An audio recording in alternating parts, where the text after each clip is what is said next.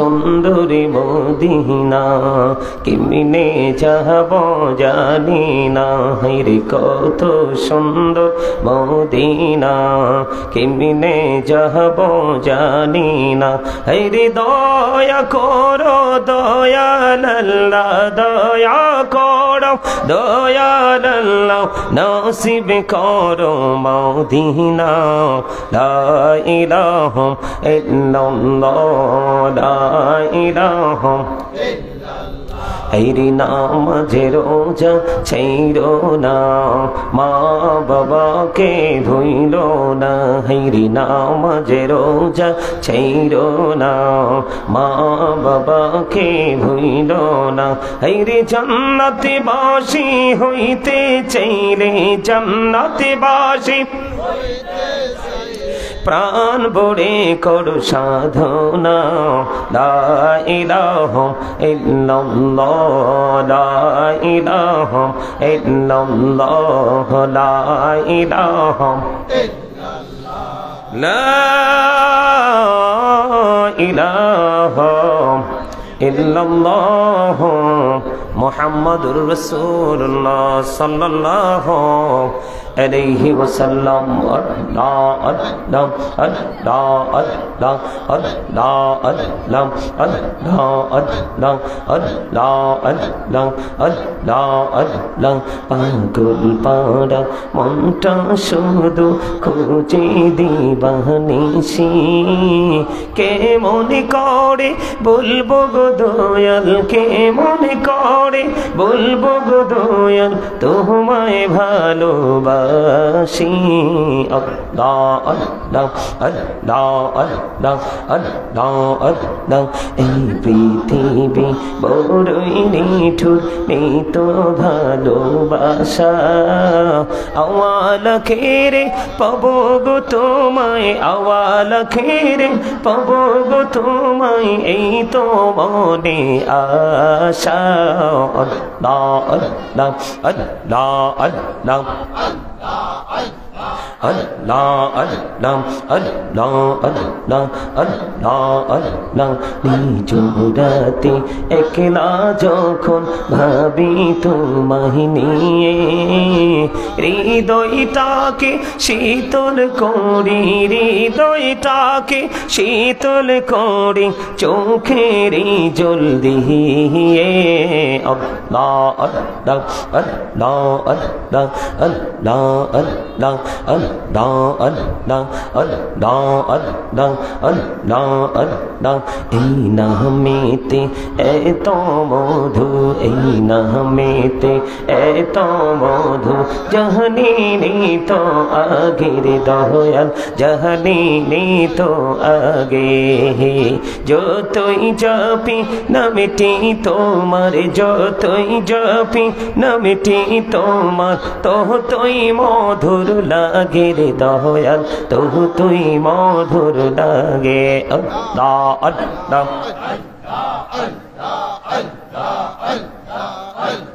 আল্লাহ আল্লাহ আল্লাহ আল্লাহ আল্লাহ আল্লাহ। এলাহদো রিহিয়ার মাঝে, এলাহদো রিহিয়ার মাঝে, কিসের করো খেলা?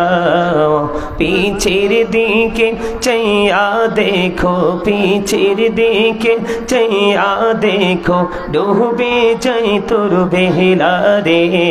আল্লাহ আল্লাহ আল্লাহ আল্লাহ মাশাআল্লাহ আল্লাহ আল্লাহ আল্লাহ আল্লাহ আল্লাহ আল্লাহ আল্লাহ। প্রেমের আলো করে গো নবী মেহরাজেতে যাইয়া, প্রেমের আলো করে গো নবী মেহরাজেতে যাইয়া।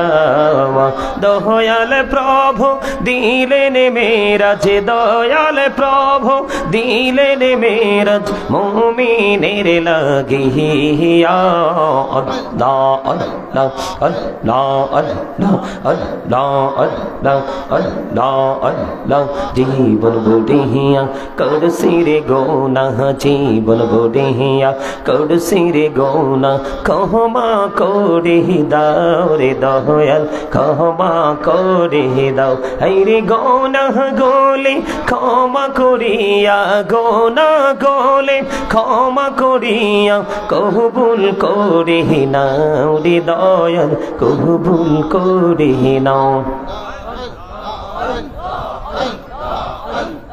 Allah Allah Allah Allah Allah Allah rani bodiya dakri banda rani bodiya dak hai re pran bodiya dakile re banda prane bodiya dakile re banda gohna korbo mahabo Allah Allah Allah Allah dika hoilen Allah re oli Shahjalal নাম যার শোনে সোরে মহানদী পারে হয়ে যায় সোরে মহানদী পারে হয়ে যায় বিছানা যার পাহাড় আল্লাহ আল্লাহ আল্লাহ আল্লাহ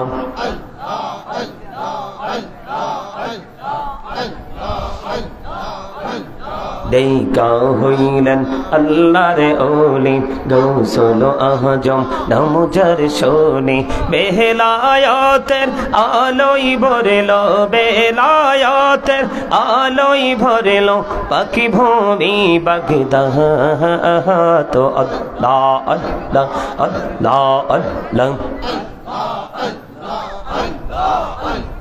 মনে বড় আশায় আছি যাব মদিনা হায়রে পাখি হলে ওরে ওরে পাখি হলে ওরে ওরে যাইতাম সোনার মদিনা আল্লাহ আল্লাহ লা ইলাহা ইল্লাল্লাহ মুহাম্মাদুর রাসূলুল্লাহ সাল্লাল্লাহু আলাইহি ওয়াসাল্লাম। উপস্থিত সম্মানিত উলামায়ে কেরাম, আমন্ত্রিত অতিথিবৃন্দ, দাড়ি পাকা আমার মুরব্বী বাবারা, যুবক ভাইরা, পর্দার অন্তরালে রয়েছেন আমার মা বোনেরা, বিশেষ করে আজকে শিবাখোলা পাটোয়ারি বাড়ি মসজিদ সংলগ্ন মাঠে পবিত্র ঈদ মিলাদুন নবী সাল্লাল্লাহু আলাইহি সাল্লাম উদযাপন উপলক্ষে কবরবাসীদের ইসালে সাহাবের উদ্দেশ্যে শিবাখোলা তরুণ যুব সমাজের উদ্যোগে 11তম বার্ষিক ওয়াজ ও মিলাদ মাহফিলের আয়োজন করা হয়েছে।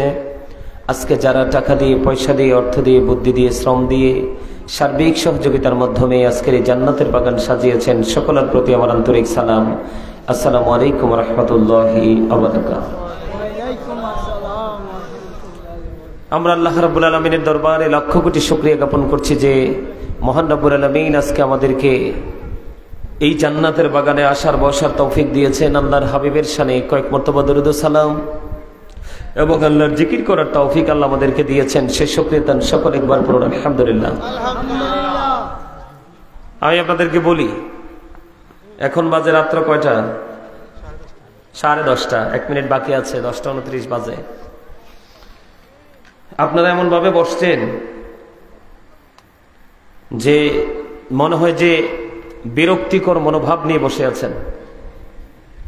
এইরকম মনোভাব নিয়ে এখানে বসে থেকে লাভ নাই। ওই যে রাস্তায় দেখছেন না, অনেক লোক দাঁড়ায় ছিল, আস্তে আস্তে করে বাড়ি চলে যাচ্ছে, ওইটা তাদের কাজে লাগতেছে। বাড়ি গিয়ে একটু ঘুমাইবো, একটু আরাম পাবে না। তো এখানে যদি মন দিয়ে বসতে না পারেন, তাহলে যারা চলে গেছে তাদের মতো আপনারাও চলে যান। 2-4 জন থাকলেই এনাফ। এখন মসজিদে মানুষ হেদায়েতের উদ্দেশ্যে যায় না, ফর্মালিটি মেনটেন করার জন্য যায়। এটা আপনারা বিশ্বাস করেন কিনা জানি না। এখন মসজিদে মানুষ কিছু শিখতে যায় না। 2-4 জন যদি যায়, আর বাকি তারা ওইখানে কিসের জন্য যায়? যে আমার দোস্ত গেছে আমিও যাই। এইরকম ফর্মালিটি মেনটেন করার জন্য শুটিং স্পট মনে করে মানুষ যায়। জুম্মার দিনে যাওয়ার কথা সবার আগে, দেখবেন মুসল্লিরা যায় সবার পরে। বের হওয়ার কথা সবার পরে, কিন্তু বের হয় সবার আগে। কথা কি বুঝেন? আমার কথা বুঝতে পারছেন? এখনকার সত্যিকারের আলোচনা যারা করবে তাদের আলোচনায় উপস্থিতির সংখ্যা হবে খুব কম। আর যারা বিতর্কিত বক্তব্য হাসি ঠাট্টা করতে পারবে স্টেজে বসে, ওই সমস্ত বক্তাদের মাঠে মানুষের কোনো অভাব নাই। এটা হলো কিয়ামতের আলামত। কিয়ামতের পূর্বক্ষণে সত্যিকারের ইসলাম কি হয়ে যাবে? বিলীন হয়ে যাবে। আজকে সেই দশায় পড়েছি আমরা। গতকালকের মাহফিলে যখন আলোচনা করছিলাম, যুবকদের দিকে তাকায়া দেখলাম দুই একটা যুবক ছাড়া ম্যাক্সিমাম যুবকের মাথায় টুপি নাই। আপনি বলেন এটা কি সৌন্দর্য? একটা মুসলমানের জন্য এটা কি সৌন্দর্য? আরো জোরে বলেন, এটা কি সুন্দর দেখায়? এখানে আমলও তো আছে, সওয়াব আছে না? টুপি পরা সুন্নাত না? আসেনি সেটা? কথা বলেন।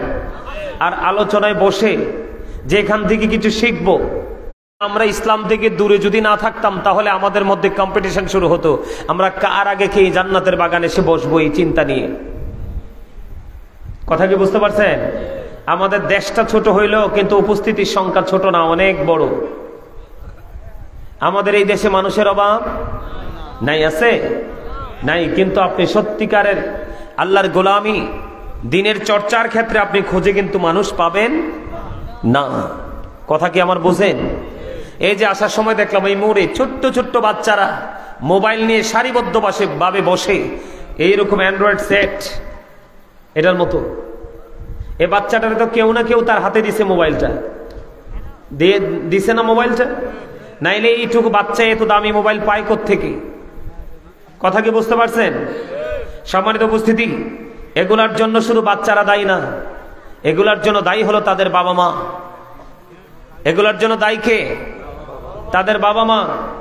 বাবা মাকে সন্তান জন্ম দেওয়ার পরে যে দায়িত্ব দেওয়া হয়েছে, বাবা মা এই দায়িত্ব পালন করে না বলেই সন্তান বড় হওয়ার পরে, প্রাপ্ত বয়স্ক হওয়ার পরে সন্তানের উপর যে দায়িত্ব অর্পিত হয়েছে সেটাতে যথাযথভাবে কাজ করতে পারে না। আপনারা বলেন এখনকার যে ছেলেরা কি সভ্য না অসভ্য? আমার কথা বলেন না কেন? এখনকার যুগের ছেলেরা কি সভ্য নাকি অসভ্য? অসভ্য হওয়ার কারণ কি? এই যে সে একটা কথা বলেছে গুরুত্বপূর্ণ, মোবাইল। মোবাইল এমন একটা বিষধর সাপ, এটা আপনার চোখ, কান, মন, দেহ, ভিতর বাহির এমন কোন জায়গা নাই যে সেটাকে কি নোংরা করতে পারে না। কারণ চোখের জিনা হলো দেখা। চোখের কাজ কি? কথা বলেন। এই এই কি হয়েছে? এই বেয়াদব কোথাকার, ওঠো, এই ওঠো, বাড়ি যাও। ঠিক 10 মিনিট কানে ধরে দাঁড় করে রাখবো এখানে। আমি আলু বেপারি না, যেখানে আলু বেচতে আইছি একদম স্ট্রেট ফরওয়ার্ড কথা। আমার কথা হলো স্টপ ইউর মাউথ এভরিবডি। সকলের জবানকে বন্ধ রাখতে হবে, ফার্স্ট কন্ডিশন। সেকেন্ড কন্ডিশন হলো you listening my lecture very attentively. আমার কথা সবাইকে মন দিয়ে শুনতে হবে। থার্ড কন্ডিশন হলো আপনি যদি বলেন আই সে ডোন্ট অ্যাকসেপ্টেবল, আমি বলবো I say go to your seat out of sight. আপনি আমার সীমানা ছেড়ে আপনি আপনার বাড়ি গিয়ে ঘুমাবেন, কারণ আপনার মতো মুসল্লি আমার দরকার। এই মিয়া মনে রাখবেন, বেঈমান কাফেররা অনন্তকাল জাহান্নামে থাকবে। আল্লাহ রাব্বুল আলামিন পবিত্র কালামে হাকিমে বলে দিয়েছে, ইন্নাল কাফিরিনা কানু লাকুম আদুওয়াম মুবিনা। আল্লাহ রাব্বুল আলামিন বলে দিয়েছেন, the heretics are the eternal enemy of the believers. ইমানদারদের প্রকাশ্য শত্রু হলো বেঈমান কাফেররা। মুসলমানের প্রকাশ্য শত্রু, ইমানদারদের প্রকাশ্য শত্রু হলো বেঈমান কাফেররা। আর আপনার আমার প্রিয় বন্ধু হলো আল্লাহর প্রিয় হাবিব সরকার মদিনা। আমরা আজকে মদিনার সাথে প্রেম লাগাইছি না, আমরা প্রেম লাগিয়েছি বেঈমান কাফেরের সাথে। আপনাকে মনে রাখতে হবে, you have to go to hell. আপনাকে চলে যেতে হবে সেই প্রেমের কারণে জাহান্নামে, মাস্ট বি চলে যেতে হবে জাহান্নামে।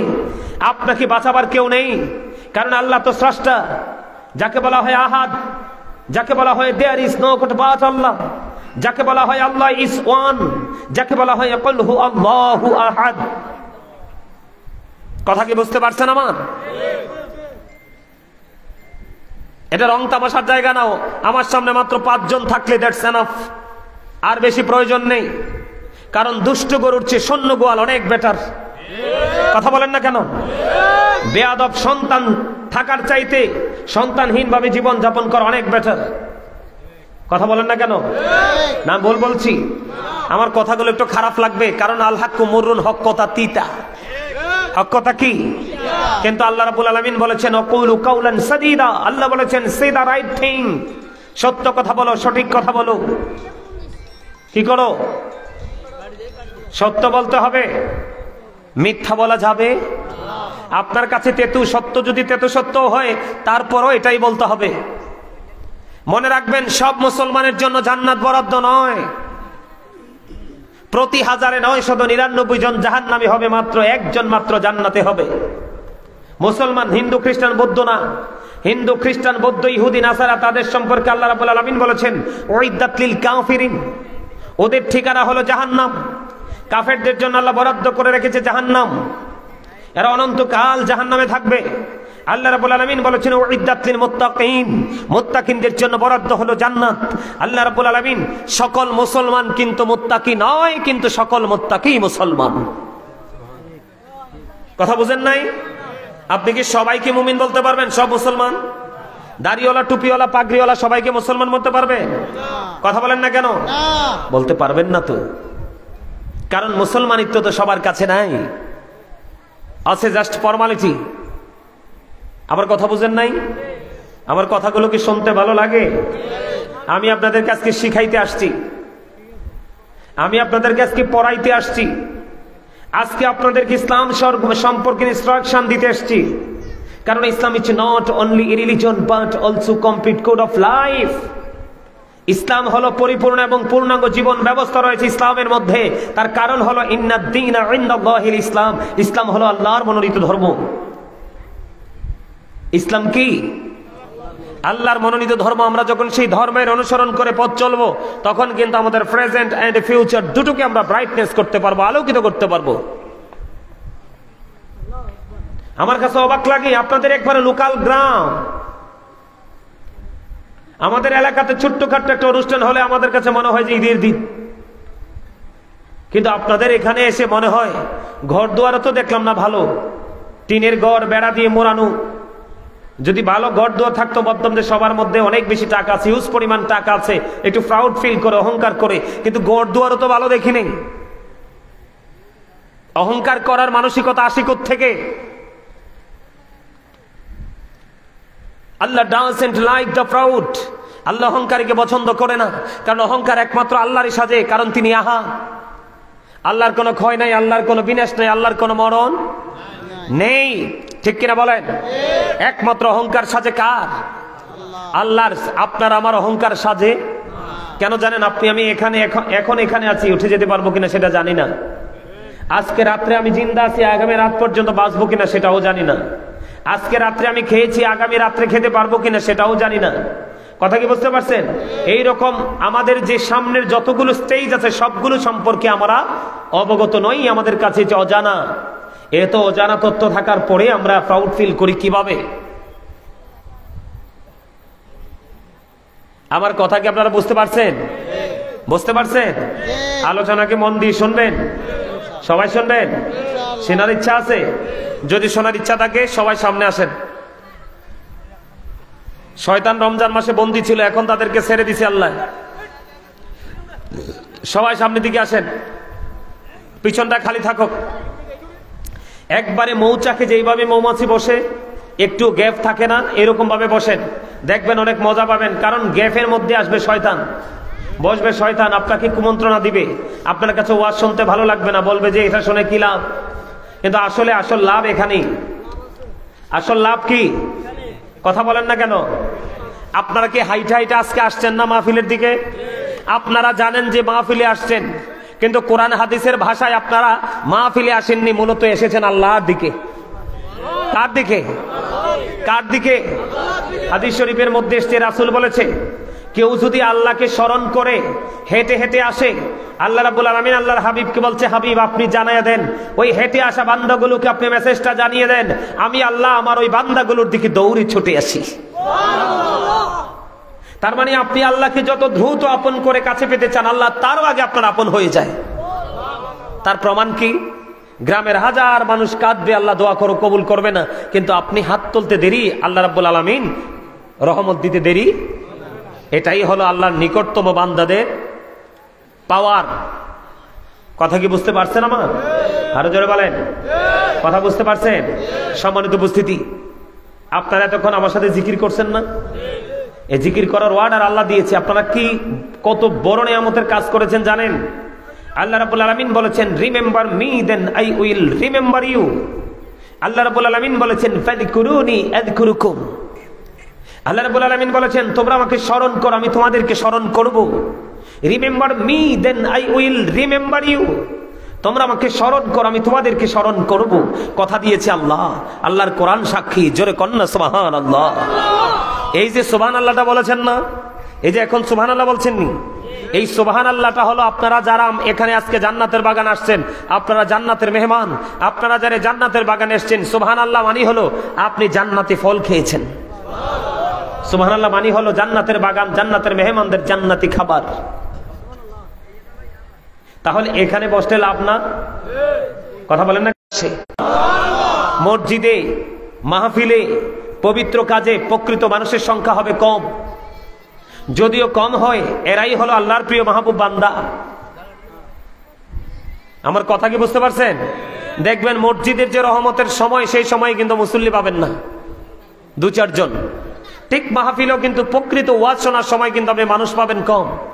যদি তাবারুক থাকে, তাবারুকের সময় কিন্তু মানুষের কোনো কমতি হয় না। আগে থেকে যারা শেষ পর্যন্ত আছে তারাই প্রকৃত মুসল্লি, তাদের জন্যই হলো নিয়ামত বরাদ্দ। আপনি কিন্তু একটু বিরিয়ানি ঘরেও রান্না করে খেতে পারবেন কিনা?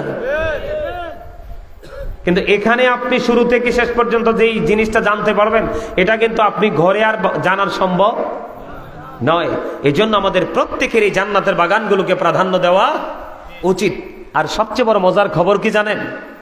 সবচেয়ে বড় মজার খবর হলো আল্লাহ রাব্বুল আলামিন পবিত্র কালামে হাকিম স্পষ্ট করে বলে দিয়েছেন।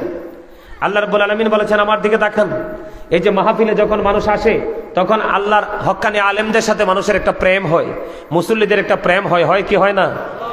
একদিন আলোচনা শুনবে, চিরজীবন এই হুজুরকে স্মরণ করবে, তার কথাগুলো মানবে। এটা হলো একজন আলেমের সাথে প্রেম। একজন আলেমের সাথে যদি আপনি সত্যিকারে প্রেম করতে পারেন, আপনার জান্নাত সুনিশ্চিতভাবে আল্লাহ রাব্বুল আলামিন ইনশিওর করে দিয়েছেন।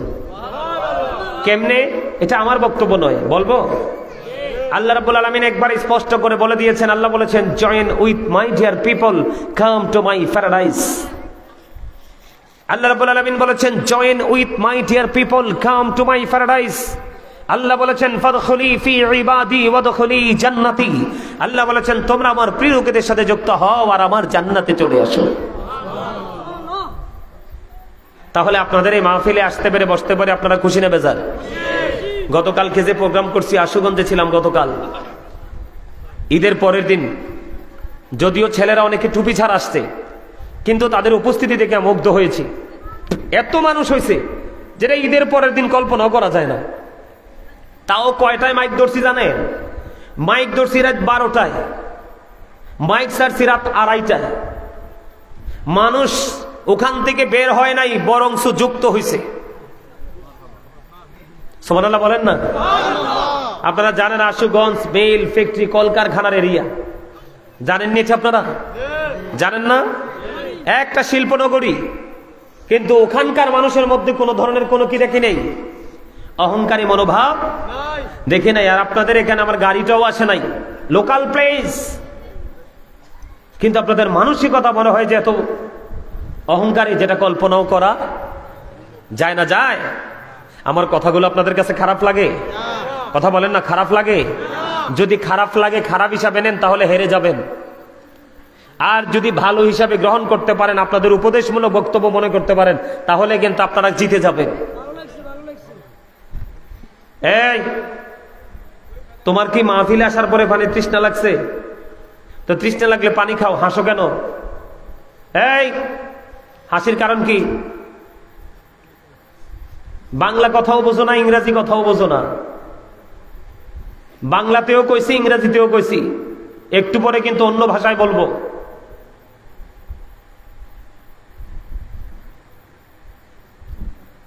আল্লাহ রাসূল বোঝো না, তোমার যে অস্তিত্বকে তুমি ভুলে যাও। আপনি বলেন বিবেকহীন মানুষের সাথে কি কোনো গল্প চলে? কথা বলেন, কোনো আলাপ আলোচনা চলে? সেন্সলেস পার্সনদের সাথে কোনো ধরনের কমিউনিকেশন রাখা যায়? যায়? যায় না। বিবেকহীনকে কিন্তু আল্লাহও ভালোবাসে না। বিবেকহীনকে কিন্তু আল্লাহ ভালো। আপনি বিবেকবান হওয়ার জন্য কিন্তু ইউনিভার্সিটি পর্যন্ত পড়তে হবে না। বিবেক হলো আল্লাহর দেওয়া এক নূর। বিবেক হলো কি? আল্লাহর দেওয়া এক নূর। এটা এমন চমৎকার একটা নূর, যেই নূরে তার ফিউচার এবং তার ফ্যামিলি, পরিবার, তার সমাজ, ইভেন তার দেশের উজ্জ্বল যেই ভাবমূর্তি, সেটাও কিন্তু সেই তার আপনার গুণ দিয়ে, বিবেক দিয়ে কিন্তু উন্নত বিশ্বের কাছে তুলে ধরতে পারে। পারে কি পারে না? আরো জোরে বলেন, পারে কি পারে না? বিবেক কিন্তু আল্লাহ সবাইকে দেয় না। যাকে দিয়েছে মনে করতে হবে সে অত্যন্ত বিবেকবান, অত্যন্ত ভাগ্যবান। এটা আল্লাহর পক্ষ থেকে দেওয়া এক নিয়ামত। কথা বলেন। সম্মানিত উপস্থিতি, যেহেতু ঈদে মিলাদুন্নবী উদযাপন উপলক্ষে আজকে মাহফিল, আজকে ঈদে মিলাদুন্নবী নিয়ে একটু আলোচনা করব। কবরবাসীদের স্মরণে যেহেতু মাহফিল, কবর আযাব নিয়ে একটু আলোচনা করব। আপনারা আমাকে সময় দিতে রাজি আছেন নি? নাকি বাড়ি চলে যাবেন? হ্যাঁ, এখনকার মানুষ কিন্তু শহর আর গ্রামে 12টা 1টার আগে ঘুমায় না। ঘুমায়? এই যে অস্ত্র, মানুষের ভবিষ্যৎকে নষ্ট করার অস্ত্র, চরিত্রকে নষ্ট করার অস্ত্র, চোখের ঘুম কেড়ে নেওয়ার অস্ত্র, যুবক যুবতীদেরকে সঠিক পথ থেকে নষ্ট পথে পরিচালনা করার অস্ত্র হলো এটা। আর কোন বড় অস্ত্রের দরকার নাই। ঠিক না? বা ঠিক? এই জন্য আমি আজকে আপনাদের সামনে একটু আলোচনা করব, যেন আল্লাহ আপনাদেরকে হেদায়েতপ্রাপ্ত বান্দাদের অন্তর্ভুক্ত করেন, আমাদেরকে হেদায়েতপ্রাপ্ত বান্দাদের অন্তর্ভুক্ত করেন। জোরে জোরে বলেন আমিন। আরো জোরে বলেন আমিন। আরো জোরে বলেন আমিন। বন্ধুরে আমার, আমি আজকে আলোচনার শুরুতে ছোট্ট একটা আয়াত তেলাওয়াত করেছি পবিত্র কালামে হাকিম, পবিত্র কোরআন শরীফের 30 পারা সূরা ইনফিতর থেকে। আমার আল্লাহ বলে দিয়েছেন, ওয়া ইদাল কুবুর বু'সিরাত আলিমাত নাফসুম মা কদ্দামাত ওয়া আখরাত। জোরে জোরে বলুন আল্লাহু আকবার। আল্লাহ কি বলে জানেন? কবরটা যখন বন্ধু ওপেন হয়ে যাবে, কি হয়ে যাবে? কবরটা যখন বন্ধু ওপেনিং করে দেওয়া হবে, সেই দিনটা হলো কাল হাসরের দিন। ওই কাল হাসরের ময়দানে যখন কাল কিয়ামতের দিন আপনার আমার কবরটা ওপেনিং করে দেওয়া হবে, আপনার আমার জীবনে কে কি করেছি আর কি করিনি সব কিছু আপনি আমি প্র্যাকটিক্যালি দেখতে পারবো, জানতে পারবো। তাহলে দোষ কার উপর চাপিয়ে দেওয়ার কোনো সুযোগ আসেনি? আরো জোরে বলেন, আসেনি? কারো উপর কোনো দোষ চাপিয়ে দেওয়ার কোনো সুযোগ নাই। বন্ধু শিবা খোলার মানুষ, আমার ভাই, আমার বাবা গো, আমি আমার মা বোনদেরকে হৃদয় উজাড় করে বলবো, মা গো, আমার বোনের আজকে হৃদয় খুলে শোনো, একটুখানি আলোচনা করবো, তোমাদেরকে বিরক্ত করবো না। অনেক দূর থেকে এসেছি তোমাদেরকে দিন বুঝাতে। এই কবর পৃথিবীর প্রত্যেকটা জায়গা তুমি আমি এড়িয়ে যেতে পারবো, কিন্তু কবরকে এড়িয়ে যাওয়ার কোনো সুযোগ নাই। তোমার আমার জীবনের কর্মকে তুমি এড়িয়ে যেতে পারবে না। আমার আল্লাহ কোরআন শরীফে সূরা ইনফিতরের মধ্যে যেমনি ভাবে বলেছে, কবর যখন ওপেনিং করা হবে, আপনি আমি প্রত্যেকেই বন্ধুকে কি করেছি আর কি করিনি এটা আপনি আমি প্র্যাকটিক্যালি জানতে পারবো। বন্ধু জোরে জোরে বলুন না আল্লাহু আকবার। শুধু এটাই নয়, আপনার আমার জীবনের বিন্দু পরিমাণ, সরিষা পরিমাণ, ছোট্ট পরিমাণে ভালো কাজ এবং খারাপ কাজ, ওটাও পর্যন্ত আপনি আমি দেখতে পারবো, জানতে পারবো। আমার আল্লাহ বলেছেন, ফামাইয়া'মাল মিসকালা যাররাতিন খায়রান ইয়ারা ওয়া মাইয়া'মাল মিসকালা যাররাতিন শাররান ইয়ারা। জোরে জোরে বলুন আল্লাহু আকবার। বিন্দু পরিমাণ ভালো কাজ এবং বিন্দু পরিমাণ মন্দ কাজ, এটাও আপনার আমার চোখের সামনে থাকবে, লুকানো হবে না। জোরে জোরে বলুন না আল্লাহু আকবার। আর জোরে বলুন না আল্লাহু আকবার। এই এই মাস্ক পরা, মাস্কটা খোলো।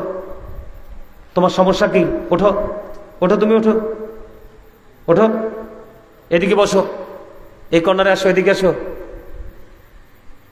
এই তুমি এই গেফে আসো। এই তার পাশে যেটা, এটা তুমি না, তুমি না, ওই পাশেরটা, এটা এটা এটা যে কোকড়ানো চুল। এই এই তুমি গার বাঁকা, এদিকে আয়। এইটা এটা এটা এই যে তোমার পিছনে যেটা, এটা এইটা এটা, হ্যাঁ এটা, এটাকে এদিকে দেখো। এবার বসে থাক।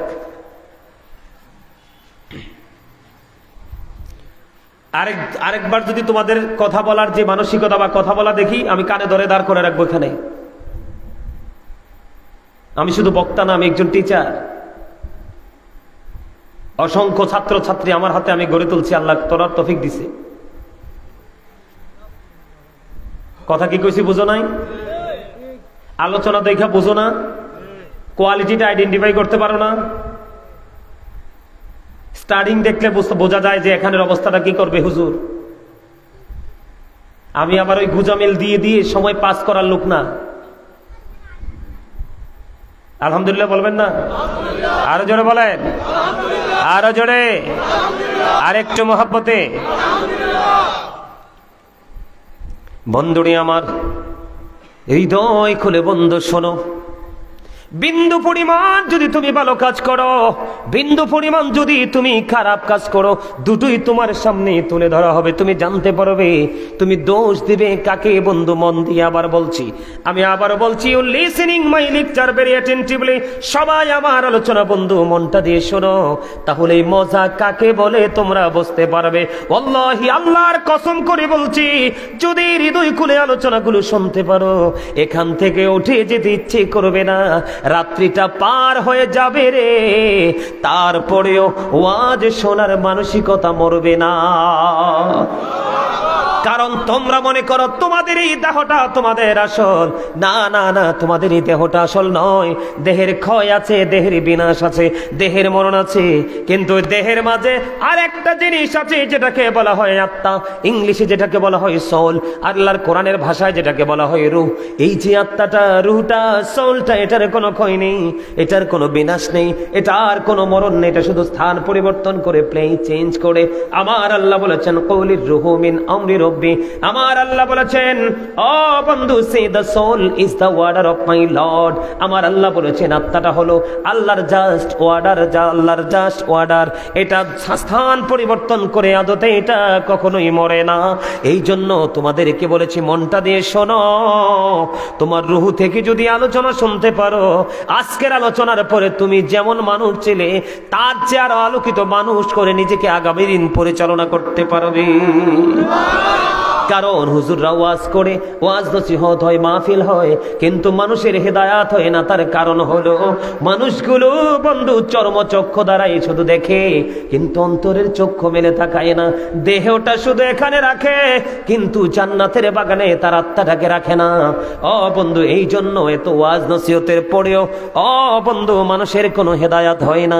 আমি তোমাদেরকে বলি, কবর কিন্তু একদিন ওপেনিং করে দেওয়া হবে, কবরটাকে খুলে দেওয়া হবে। সেদিন তুমি আমি কে কি করেছি আর কি করিনি প্র্যাকটিক্যালি জানতে পারবো, দেখতে পারবো। আমার আল্লাহ বলেছেন সেটা যদি অনুপরিমাণ হয়, এটা পর্যন্ত তোমার আমার সামনে দৃশ্যমান থাকবে। বন্ধুরে আমার, পৃথিবীর বুকে তুমি কিন্তু কোনো না কোনো মানুষের ওপর বিভিন্ন কৌশলে দোষ চাপিয়ে দিতে পারো। দিতে পারা যায় কিনা বলেন? মাঝে মাঝে একটু উত্তর দিবেন, মনটা দিয়ে শুনবেন, চাপিয়ে দেওয়া যায় কিনা? যায়। কিন্তু আমার আল্লাহ বলেছে, বান্দা হৃদয় খুলে শুনো রে বান্দা, এই ফিউচার বড় ভয়ঙ্কর, একটু হৃদয় উজাড় করে শোনো রে বান্দা। ওখানে কারো উপর কিন্তু কোনো ধরনের তুহমত তোমরা দিতে পারবে না। হুজুর কেন গো? সূরা ইউনূসের 44 নম্বর আয়াতে আমার আল্লাহ বলে দিয়েছেন, ইন্নাল্লাহা লা ইয়াজলিমুন নাসা শাইয়্যাও ওয়ালাকিন্নান নাসা আনফুসাহুম ইয়াজলিমুন। আমার আল্লাহ বলে দিয়েছেন, আল্লাহ বান্দার উপর জুলুম করে না, অত্যাচার করে না, বান্দা নিজেই নিজের উপর অত্যাচার করে। আমার আল্লাহ বলেছেন আল্লাহু লা ইউহিব্বুজ জালিমিন, যারা অত্যাচারী আমার আল্লাহ অত্যাচারীদেরকে ভালোবাসে না, আমার আল্লাহ জালিমদেরকে পছন্দ করে না। আমার আল্লাহও বলে দিয়েছেন ওমালিজ জালিমিনা মিন আনসার, জালেমরা যখন অত্যাচারীরা যখন বিপদে পড়বে আমার আল্লাহ বলেছেন তাদের জন্য আমার আল্লাহ কোনো সাহায্যকারীও রাখে না। এই গেল একটা বিষয়ে। আমার রাসূল বলে দিয়েছেন উম্মতেরা তোমরা এলার্ট হও, তোমরা সাবধান হও। আমার রাসূল বলে দিয়েছেন তোমাদের মাঝে অথবা কাছে অথবা দূরে যদি কোনো হক্কানি আলেম থাকে, আমি নবীর প্রেমিক যদি কোনো আলেম খুঁজে পাও, তার সাথে তুমি প্রেমের ডুরি লাগাও, প্রেমের বন্ধনে আবদ্ধ হয়ে যাও, তাহলে তোমার দুনিয়া এবং আখিরাত দুটোই নেয়ামত হয়ে যাবে। তার কারণ হলো এটা যদি তুমি না করতে পারো তাহলে ওই কবরে যখন তুমি যাবে তোমার কোনো উপায় থাকবে না। রাসূল বলে দিয়েছেন আল কবরু রাওজাতুম মির রিয়াদিল জান্নাতি ওয়া হুফরাতুম মিন হুফারিন নার। রাসূল বলেছেন কবরটা জান্নাতের একটা বাগান হবে, জাহান্নামের একটা গর্ত হবে। বন্ধু, তোমার আমার ওই শিবা খোলায় পুকুর পাড়ে বাঁশ বাগানের নিচে তোমার বন্ধু কোন নির্জন এলাকায় অথবা কোন পাহাড়ের চূড়ায় তুমি কবর খনন করে দেখো, মাত্র 3.5 হাত মাটির ঘর। এই 3.5 হাত মাটির ঘর বন্ধু দুইটা রূপে রূপান্তরিত হয়, একটা হলো আলো আর একটা হলো অন্ধকার। জোরে জোরে কন্যা নাউজুবিল্লাহ, আর জোরে বলেন না নাউজুবিল্লাহ। আপনাদের এই কথাটা বিশ্বাস হয় কি হয় না? আমি বন্ধু আপনাদেরকে বলি, ছোট্ট করে বলি, আমাদের দেশে নবীর সাথে দুশ্মনী করার লোক আছে না নাই? আরো জোরে বলেন আছে না নাই? আমি নবী সম্পর্কে একটু পরে আলোচনা করব। এই বিষয়টা ছোট্ট করে আমি একটু শেষ করে দেই। আপনাদের কাছে ভালো লাগেনি? আলোচনা শুনতে মন চাইনি? কবরকে একটুখানি আপনাদেরকে আমি পরিচয় করিয়ে দেই। কবর শব্দটা সারা জীবন শুনেছেন, আপনারা একটুখানি গভীরভাবে চিন্তা করেন। আমার হাতে ছোট্ট মোবাইলটা কোথায়? আমার হাতে ছোট্ট মোবাইলটা, এই মোবাইলের মাধ্যমে আমি আমেরিকা থেকে মেসেজ নিতে পারি, লন্ডন থেকে যুক্তরাজ্য থেকে খবর নিতে পারি, গোটা পৃথিবীর যে কোনো প্রান্ত থেকে আমি মেসেজ গ্রহণ করতে পারি এবং সেন্ড করতে পারি, খবর আনা করতে পারি। গোটা ওয়ার্ল্ডের সাথে আমার একটা গড কমিউনিকেশন রেখেছি আমি এটার মাধ্যমে। কিন্তু বন্ধু একটা বার তোমরা বুঝলে না, একটা বার তোমরা চিন্তা করলে না, তোমার বাড়ির আঙ্গিনায় পুকুর পাড়ে আনাচে কানাচে ওই বাঁশবাগানে যে কোনো জায়গায় বন্ধু কবর আছে, ওই কবরে পর্যন্ত এই ছোট্ট মোবাইল নয়, বিজ্ঞান পর্যন্ত ঢোকার দুঃসাহস দেখায় না। এতে বোঝা যায় এই কবরটা অত্যন্ত রহস্য ঘেরা একটা জায়গা। ঠিক কিনা বলেন? আর জোরে বলেন ঠিক কিনা বেঠে? বন্ধুরে আমার, আমি আপনাদেরকে একটুখানি পরিচয় করিয়ে দিই। একদিন মানুষের মরণ হবে কি হবে না? আর জোরে বলেন। কোরআনে হুজুররা শুনছেন না, পড়ছে কুল্লু নাফসিন যায়কাতুল মাউত, অল মেন উইল ডাই। সকল প্রাণীকে মৃত্যুর স্বাদ গ্রহণ করতে হবে। এর মধ্যে শ্রেষ্ঠ হলো আশরাফুল মাখলুকাত। বন্ধু, সবচেয়ে শ্রেষ্ঠ হলো মানুষ। কথা বলেন না কেন? এই মানুষ, এই যে পৃথিবী এত সুন্দর আপনার আমার জন্য বানিয়েছে আমার আল্লাহ, এই যে আসমান আপনার আমার জন্য, জমিন আপনার আমার জন্য, সবকিছু আপনার আমার জন্য, যে আল্লাহ এত সুন্দর করে ডিজাইনেবল করে দিল, আমরা সেই আল্লাহর হুকুম মানতে পারি না। এর চেয়ে বড় বদকিসমত আর কিছুই হতে পারে না রে বন্ধু। আপনারা একটুখানি খেয়াল করুন। বন্ধু, আপনার আমার মৃত্যু যখন হবে আপনার আমার ঠিকানা হবে কবর। এটা আপনার বাড়ির কাছে হতে পারে অথবা দূরে হতে পারে, অথবা মুসাফির অবস্থায়, সফররত অবস্থায় বেওয়ারিশ লাশ হিসাবে পৃথিবীর অজানা কোনো জায়গায় হতে পারে। কথা বলেন না? হতে পারে কি পারে না? কিন্তু বন্ধু, যেখানেই আপনি কবরে যান ওখানে কিন্তু আপনি মুসলমান হিসাবে প্রশ্নের সম্মুখীন হতে হবে। আমি আপনাদেরকে সবগুলো সম্পর্কে বলবো না, 3টা প্রশ্ন হবে। আল্লাহ সম্পর্কে, ইসলাম সম্পর্কে, নবী সম্পর্কে। আল্লাহ সম্পর্কে উত্তর দিলেন আমার রব আমার আল্লাহ, দ্বীন আমার ইসলাম। কিন্তু রাসূল সম্পর্কে যখন বন্ধু প্রশ্ন করা হবে, বন্ধু, মুসলমান 2 প্রকার। কয় প্রকার? হিন্দু, খ্রিস্টান, বৌদ্ধ, ইহুদি, নাসারা সব হলো পথভ্রষ্ট, জাহান্নামী, বেঈমান, কাফের। মুসলমান হলো 2 শ্রেণীর মুসলমান। এক শ্রেণীর মুসলমান হলো বন্ধু ইমানদার, আর এক শ্রেণীর মুসলমান হলো মুনাফিক। কথা কি বুঝতে পারেননি? কথা বুঝে নিন। কবরে ঢুকতেছে, কবরের প্রথম রাত কত ভয়ঙ্কর হবে, কত বিপজ্জনক হবে, কতটা মর্মান্তিক হবে রে কবরের প্রথম রাত বন্ধু। পৃথিবীর মানুষের জন্য তুমি কি না করেছো, সন্তান সন্ততি বিবির জন্য কি না করেছো, কিন্তু তোমার ওপারে যাওয়ার পরে তোমার হিসাব নিয়ে ভাগাভাগি হবে। কিন্তু তোমার কবরের জগৎ কেমন আছো তুমি সেটার খবর কেউ রাখবে না। বন্ধু আমার বানানো কথা বলার অভ্যাস নাই। কোরআন শরীফের 19 পারা সূরা শুআরা 88 নম্বর আয়াতে আমার আল্লাহ বলে দিয়েছেন, ইয়াউমা লা ইয়ানফাউ মালু ওয়ালা বানুন। আপনার ধন সম্পদ সন্তান সন্ততি কাল হাসরের ময়দানে একটাও আপনার কোনো কাজে লাগবে না। আল্লাহ নিজে ওয়াজ করতেছে, ওয়াজ ভুলে যায়েন না। ওয়াজ যদি ভুলে যান এখানে বসে কোনো লাভ নাই। ওই যে বলেছি আল্লাহ বান্দার উপর অত্যাচার করে না, বান্দা নিজেই নিজের উপর অত্যাচার করে। সূরা ইউনূসের 44 নম্বর আয়াতে আমার আল্লাহ বলতেছে, আর কোরআন শরীফে 19 পারা সূরা শুআরা 88 নম্বর আয়াতে আমার আল্লাহ বলতেছে, ইয়াউমা লা ইয়ানফাউ মালু ওয়ালা বানুন। আপনার ধন সম্পদ সন্তান সন্ততি কিচ্ছু কাজে লাগবে না। আপনি সন্তান সন্ততির জন্য পৃথিবীর প্রেমে পড়েছেন। ও বন্ধু, দুনিয়ার প্রেম হলো সব গুনার মূল। পৃথিবীর প্রেম হলো সব গুনার মূল। আমি আপনাদেরকে বলি, সূরা আলে ইমরানের 185 নম্বর আয়াতের শেষ অংশে আমার আল্লাহ বলে দিয়েছেন, ওয়ামাল হায়াতুদ দুনিয়া ইল্লা মাতাউল গুরুর। এই দুনিয়ার জীবন, এই পৃথিবীর জীবন একটা ধোঁকা, একটা প্রতারণা। আজকে আমি আপনাদেরকে বলবো, এত সুন্দর জান্নাতের বাগান পাওয়ার পরে ও বন্ধু আজকের কোনো অজুহাত নাই যে আগামী দিন আমি কাজে যাব। আজকের দিনে কোনো অজুহাত নাই। আল্লাহ আপনার কাছে হিসাব চাইবে, কেমন করে জবাব দেবেন? একেবারে ফ্রি মোডে আছেন, তারপরও জান্নাতের বাগানে আসেননি। আপনি অহংকার করেছেন, আপনি প্রাউড ফিল করেছেন। আপনাকে কাল হাসরের ময়দানে চুট্টু চুট্টু পিপিলিকার মতো বানানো হবে। পিপিলিকার মতো বানাইয়া অপমান আপনার চারপাশে ঘেরাও করে ফেলবে।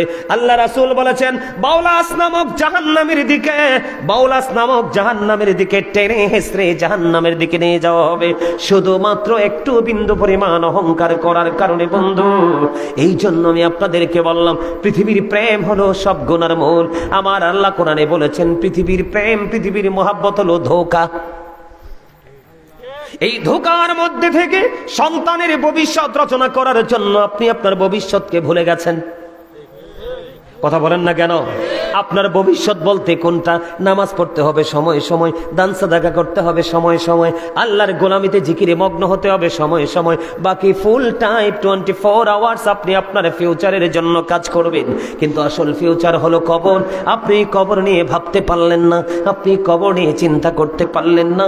এই জন্য আমি আপনাদেরকে বলবো, দুই ধরনের মুসলমান। কয় ধরনের?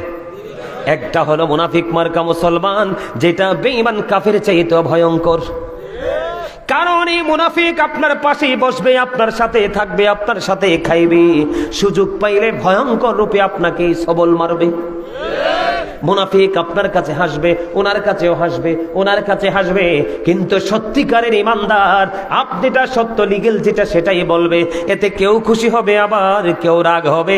যার কথায় কেউ খুশি হয়, কেউ রাগ হয়, এটাই হলো ইমানদার।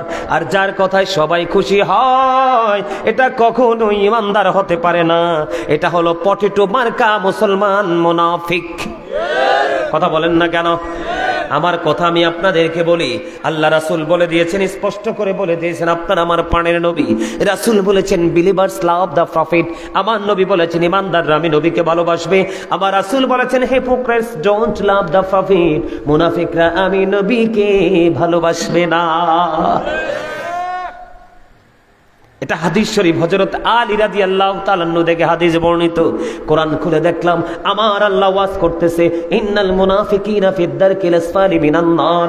আমার আল্লাহ রাব্বুল আলামিন বলতেছে, the hypocrites will be in the lowest place of hell. মুনাফিকরা জাহান্নামের একেবারে লোকাল প্লেস, সর্বনিম্ন জায়গায়, জাহান্নামের লোকাল জায়গায় থাকবে। ও বন্ধু, তাদের জাহান্নাম শুরু হয়ে যাবে কবরের প্রথম রাত থেকেই, তাদেরই জাহান্নাম শুরু হবে। আপনাদেরকে বলি অনেক লম্বা হাদিস। বন্ধুরে আমার, একজন ব্যক্তি কবরে যাওয়ার পরে তাকে প্রশ্ন করা হবে, এই লোকটা হলো মুমিন। ওই লোকটাকে যখন নবী সম্পর্কে প্রশ্ন করা হবে, সে তাৎক্ষণিকভাবে উত্তর দিয়ে দিবে যে এটা হলো আমার প্রাণের নবী, আল্লাহর প্রিয় হাবিব। হাবিবুল্লাহ, আমি আমার প্রাণের নবীকে চিনি চিনি চিনি, জোরে জোরে সুবহানাল্লাহ। এটা হাদিস শরীফের কথা। কিসের কথা? আমার নবী সম্পর্কে প্রশ্ন করতে দেরি, ওই ইমানদার মুমিন যথাযথভাবে উত্তর দিয়ে দেবে। গভীরভাবে খেয়াল করেন বন্ধু, উত্তরটা দিতে দেরি। আল্লাহ রাসূল বলেছেন, হাদিস শরীফের মধ্যে এসেছে, আমার নবী সম্পর্কে প্রশ্ন করার সঙ্গে সঙ্গে তিনি উত্তর দিয়ে দিবে। উত্তরটা দিতে দেরি রে, কবরটা দৈর্ঘ্যে এবং প্রস্থে 70 গুণ বন্ধু প্রশস্ত হয়ে যাবে। জোরে জোরে কন্যা সুবহানাল্লাহ, আর জোরে বলুন না সুবহানাল্লাহ। দৈর্ঘ্য প্রস্থ বুঝেননি? কথা বলেন না কেন? দৈর্ঘ্য এবং প্রস্থ বুঝেননি? দৈর্ঘ্য এবং প্রস্থে বন্ধু 70 গুণ প্রশস্ত হয়ে যাবে। বন্ধু, তাদের কবরটা নূরের আলোয় আলোকিত হয়ে যাবে, নূরে গুলজার হয়ে যাবে। জান্নাতের গালিচা তাদের কবরের মধ্যে বিছিয়ে দেওয়া হবে। এবার ওই আল্লাহর প্রিয় বান্দা তিনি কি করবে? ওই কবর থেকে পৃথিবীতে ফিরে আসতে চাইবে। কবর থেকে যখন পৃথিবীতে ফিরে আসতে চাইবে, ওই ফেরেশতারা আল্লাহর প্রিয় বান্দার কাছে চলে আসবে, এসে বলবে, না না না, তুমি আর ফিরে যেতে পারবে না, না না না, তুমি আর ফিরে যেতে পারবে না। কেন গো, কেন গো? তুমি নতুন বরের মতো ঘুমিয়ে যাও। সুবহানাল্লাহ বলবেন না? নতুন বর যেদিন বর সেজে আসে কনের বাড়িতে, সে হলো ওই দিনের সিফ। কথা বলেন না কেন? আরো জোরে বলেন না। ওই দিনে সবচেয়ে সম্মানী হলো বর। ওই ফেরেশতারা বলবে, তুমি নতুন বরের মতো ঘুমিয়ে যাও। কতক্ষণ পর্যন্ত তিনি ঘুমাবে? ওই ফেরেশতারা বলতেছে, তুমি ওই পর্যন্ত তুমি ঘুমাইতে থাকো, যেই পর্যন্ত না তোমার মালিক তোমাকে না ডাকবে। আওয়াজ তুলে তুলে বলুন সুবহানাল্লাহ। আপনাদের সুবহানাল্লাহটা মজা হয় না তো? লবণ ছাড়া খাবার খাইলে কি মজা লাগে? মজা লাগে তো? মজা না লাগলে কি খাওয়া যায়? লবণ ছাড়া যেমনি খাবার মজা হয় না, প্রেম ছাড়াও আমল মজা হয় না। আপনি আল্লাহ রাসূলের সাথে যতক্ষণ প্রেম করতে না পারবেন, ততক্ষণ আমল মজা লাগবে না। আর আমল যদি মজাই না লাগে, আপনাকে কেউ জোর করেও আমল করাতে পারবে না। আপনারা এতক্ষণ তো প্যান্ডেলটা ফাঁকা ছিল, এখন তো যথেষ্ট সুন্দর হয়েছে, হয়েছে না? কথা বলেন, হয়েছে কিনা? হয়েছে তো। এখন আপনাদের আওয়াজ তো হতে হবে একদম প্রেমময়। সুবহানাল্লাহ। তো আপনাদের জান্নাতের খাবার আপনারা বোঝেন না কেন? আমি আপনাকে বলি, মুমিন প্রতিদিন 2 ধরনের খাবার জোগাড় করে। কয় ধরনের? কয় ধরনের? প্রত্যেকটা পার্সন ডবল পার্সন। প্রত্যেকটা পার্সন কি? তার মানে প্রত্যেকটা মানুষই 2টা। কয়টা? একটা হলো দেহ, আর একটা হলো আত্মা। একটা হলো বডি, একটা হলো সোল। একটা হলো নাস, একটা হলো রূহ। পৃথিবীর বাজারে গেলে আপনি দেহের খাবার পাবেন, দেহের প্রশান্তি আসবে। কি হবে? কথা বুঝেন আমার? আপনি চা দোকানে যান, দেহের খোরাক মিলবে। কিন্তু আজকে যখন আলোচনা শুনবেন, আপনার হৃদয়ে প্রশান্তি আসবে।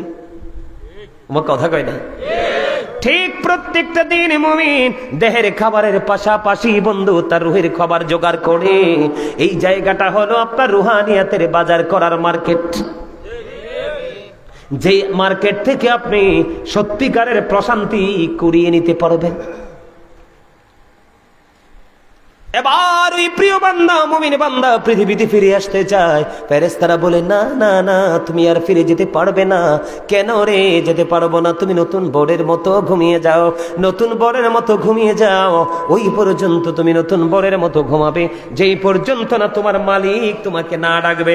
তার মানে যেদিন কিয়ামত পর্যন্ত তুমি ঘুমিয়ে থাকবে। জোরে জোরে বলুন না সুবহানাল্লাহ, আর জোরে বলুন সুবহানাল্লাহ। তাহলে এটা আমাদের জন্য নিয়ামত কিনা? আর জোরে বলেন, নিয়ামত কিনা? নতুন বরের মতো কবরটা দেখতে ছোট, কিন্তু ভিতরের অংশটা দৈর্ঘ্যে প্রস্থে 70 গুণ প্রশস্ত হয়ে যাবে। এর চেয়ে বড় নিউজ কোড নিউজ আর কিছু হতে পারেনি। বন্ধু, ওই প্রিয় বান্দাকে যখন প্রশ্ন করা হবে, তুমি এটা কেমন করে জানতে পারলে? তখন তিনি উত্তর দিবে যে আমি আল্লাহর কিতাব পড়ে জানতে পেরেছি। ওই গায়েব থেকে আওয়াজ আসবে, আমার বান্দা যা বলেছে সত্য বলেছে। এবার বন্ধু মুনাফিকের পালা। দেখবেন মুনাফিকের চরিত্রটা হলো এমন, দুইজন ব্যক্তি যখন ঝগড়া লাগবে বা কয়েকজন মানুষের মধ্যে যখন ঝগড়া শুরু হবে, একজন কিন্তু প্র্যাকটিক্যালি দাঁড়িয়ে দাঁড়িয়ে A to Z কমপ্লিটলি সে কি করেছে পরিদর্শন করেছে, কিন্তু দুজনের ফয়সালা দিতে হলে কিন্তু একজন দুইজন তিনজন সাক্ষী লাগে। কিন্তু যিনি সত্যিকারের ইমানদার উনি বলবে ওই লোকটা এটা করেছে, এই লোকটা এটা করেছে, বিচারক সিদ্ধান্ত নেবে কোনটা ভালো কোনটা মন্দ। কিন্তু মুনাফিক বলবে না না না, আমি কিছু বলতে পারবো না, ওনাকে জিজ্ঞেস করো। এটাই হলো মুনাফিকের চরিত্র, ঠিক কিনা বলায়? ঠিক তেমনি ভাবে মুনাফিক যখন কবরে চলে যাবে, কবরে চলে যাওয়ার পরে যখন রাসূল সম্পর্কে প্রশ্ন করবে, সে নবী সম্পর্কে সঠিক তথ্য দিতে পারবে না। তিনি অন্যরা যে মন্তব্য করত তিনি বলবেন আমি সেই মন্তব্য করতাম, অন্যরা যেটা বলতো আমিও সেটা বলতাম। বন্ধু কেমন করে বলবো রে বন্ধু, নবী সম্পর্কে জানতে চাইলে সঠিক উত্তরটা দিতে পারবে না। আমার দিকে তাকান, আমার দিকে তাকান, সঠিক উত্তরটা দিতে পারবে না। যখন সে সঠিক উত্তর দিতে পারবে না, ওই গায়েব থেকে আওয়াজ আসবে, ওই আপনি আমি শোয়া রাইখাসি ইমানদারকে 3.5 হাত ছোট্ট মাটির ঘরে, কিন্তু আল্লাহর কুদরতে সেটা প্রশস্ত হয়ে গেল 70 গুণ। কিন্তু মুনাফিক যখন কবরে যাবে নবী চিনতে পারবে না। ও বন্ধু, তখন গায়েব থেকে আওয়াজ আসবে, মাটি মাটি রে, ও মাটি তাকে এমন ভাবে চাপা দাও। ও বন্ধু, ডান বাম থেকে চতুর্দিক থেকে ওই কবরের মাটিটাকে যতটুকু আপনি আমি ফাঁকা রাইখা আসছি, কি রাইখা আসছি, একটু গ্যাপ থাকে কি থাকে না? ডানে বামে বন্ধু মাথার কাছে পায়ের কাছে একটু থাকে কিনা? কিন্তু মুনাফিকের কবরে আমরা রেখে আসার পরে তার পরীক্ষায় সে হেরে যাবে। তার কবরে বন্ধু কোনো ফাঁকা থাকবে না। গায়েব থেকে আওয়াজ আসবে, কবরের প্রথম রাতের কথা বলছি। কোন রাত? প্রথম রাত কবরের এত ভয়ঙ্কর হবে, ওই গায়েব থেকে আওয়াজ আসবে, ও মাটি তাকে শক্ত করে চাপা দে। এমন জোরে সব বন্ধ চাপা দিবে, চাপা দিতে দেরি রে, সঙ্গে সঙ্গে সঙ্গে সঙ্গে ওই তার হাড়, এদিক তাকান, আমার দিকে তাকান, এক চাচা এদিক তাকান। এই যে দেখেন, আমি জাস্ট এক্সাম্পল স্বরূপ, পাঁজরের হাড়টা এমন ভাবে মাটির চাপার সাথে ভেঙ্গে দুমড়ে বসতে যাবে, একটা হাড় আর একটা হাড়ের মধ্যে অটোমেটিক্যালি ঢুকে যাবে। জোরে জোরে নাউজুবিল্লাহ। ওই মুনাফিক মার্কা মুসলমান, নামদারি মুসলমান চিৎকার করে কাঁদতে থাকবে, হাহাকার করতে থাকবে, তার আহাজারিতে বন্ধু সব কিছু বাড়ি হয়ে যাবে। কিন্তু সেদিন তো তাকে সাহায্যকারী কেউ নাই, কারণ আমার আল্লাহ দুনিয়ায় ওয়াজ করেছেন, কোরআন পাঠিয়ে আমাদেরকে শিক্ষা দিয়েছেন। আল্লাহ বলেছেন, আমার ইসলিমিন মিন আনসার, জালেমরা যখন বিপদে পড়বে, জালেমরা যখন প্রতিকূল অবস্থা শুরু হয়ে যাবে, তখন তাদের জন্য আমি আল্লাহ কোনো হেল্পার রাখি নাই। তার মানে আল্লাহ তাদের জন্য কোনো সাহায্যকারী বন্ধু রাখে নাই। এবার কবর যখন চাপতে থাকবে, একটা হাড় আর একটা হাড়ের মধ্যে ঢুকে যাবে, বন্ধু চিৎকার করতে থাকবে, দুঃখজনক হলেও সত্য। ও বন্ধু, দুঃখজনক হলেও সত্য, এত ভয়ঙ্কর। আমার আল্লাহ বলে দিয়েছেন লা ইয়ামুতু। খেয়াল করেন, এই যে যন্ত্রণা ভাবে চিৎকার করবে, কান্নাকাটি করবে, আমার আল্লাহ বলে দিয়েছেন তুমি চাইলে জোর করে বাঁচবা না, না না। আমার আল্লাহ বলেছেন লা ইয়ামুতু, people will not die that day, সেদিন মানুষ মরতে পারবে না। আমার আল্লাহ বলেছেন ফিহা ওয়ালা ইয়াহইয়া, people will not be able to life that day, সেদিন মানুষগুলো বাঁচতেও পারবে না। আমার আল্লাহ বলেছেন ওমা হুমান হাবিউ গায়িবিন, people will not be able to escape that day. আমার আল্লাহ জানিয়ে দিয়েছে সেদিন মানুষগুলো সেখান থেকে পালাইতেও পারবে না। কি আপনাদের মধ্যে কি আফসোস লাগে না, দুঃখ লাগে না, আতঙ্ক সৃষ্টি হয় না, ঝড় সৃষ্টি হয় না, কম্পন হয় না? কি মনে করেছেন আপনি সহজ কথা বলছি? আপনি কি, আপনি তো আর আযাব ভোগ করার দরকার নাই, তুই কিয়ামত পর্যন্ত অপেক্ষা করতে হবে না। আপনি এখান থেকে কন্টিনিউয়াসলি আপনি সাফার করতে হবে। লা ইয়ামুতু, মরার সুযোগ নাই, ফিহা ওয়ালা ইয়াহইয়া, বাঁচার সুযোগ নাই। ওমা হুমান হাবি গায়িবিন, পালিয়ে যাবেন, পালাবার সুযোগ নাই। আমার আল্লাহরও বলেছে বান্দা, ইন্না বাতশা রাব্বিকা লাশাদীদ, আল্লাহর ধর, আল্লাহর পাকড়াও বড় শক্ত, বড় কঠিন। The seizing of Allah is difficult, আল্লাহর ধর, আল্লাহর পাকড়াও বড় শক্ত, বড় কঠিন, বড় বিপজ্জনক রে বন্ধু। কেমন করে বুঝাই রে বন্ধু, তোমরা বুঝবা। আমার আল্লাহ বলেছেন বান্দাকে খুব শক্ত করে ধরবে। আল্লাহ বলেছেন ইন্নাল্লাহা সারিউল হিসাব, Allah is quick to take account, Allah হিসাব গ্রহণে অত্যন্ত তৎপর। তোমার কাছ থেকে চুকি চুকি আল্লাহ হিসাবও নেবে, তার মানে ধরবে শক্তভাবে, হিসাবও নেবে চুকি চুকিয়ে। ও বন্ধু, তুমি বিপদে পড়ে যাবে, বাঁচতে পারবা না, মরতে পারবা না, ওখান থেকে পালাতে পারবা না। ওই মুনাফিক, ওই জাহান্নামী, ওই পাপিষ্ঠ বান্দাগুলো তোমার আমার মাঝে বন্ধু বিচরণ করছে, ছদ্মবেশে ঘোরাফেরা করছে, তুমি আমি চিনি না। ওরা যখন কবরে যাবে, এখানে শুধু ক্ষান্ত নয়, আপনারা আমার দিকে তাকান, অন্যদিকে তাকানোর বন্ধু কোনো প্রয়োজন নেই। শোনে নেন, ওই মানুষগুলোর জন্য জাহান্নামের একেবারে কম আযাব হলো আগুনের এক জোড়া জুতা। কি? আগুনের একটা জোড়া জুতা রে, পায়ে পড়াইয়া দিতে দেরি বন্ধু, মাথার মগজটা উচ্চাইতে দেরি করবে না। তুমি দুনিয়ার আগুনের মতো তুমি মনে করো না। হযরতে আবু হুরায়রা রাদিয়াল্লাহু তাআলা আনহু থেকে হাদিস বর্ণিত, জাহান্নামের আগুনটাকে আমার আল্লাহ 1000 বছর তাপ দিছে, হইছে লাল। আল্লাহ কয় এই আগুনে হবে না, ওই পাপী বান্দাগুলোর জন্য আরো 1000 বন্ধু তাপ দিয়েছে, আগুনের রং হয়ে গেছে বন্ধু সাদা। আল্লাহ কয় না না না, এই আগুনেই হবে না, আরো 1000 বছর তাপ দিয়েছে, আগুনের রং হয়ে গেছে বন্ধু কালো।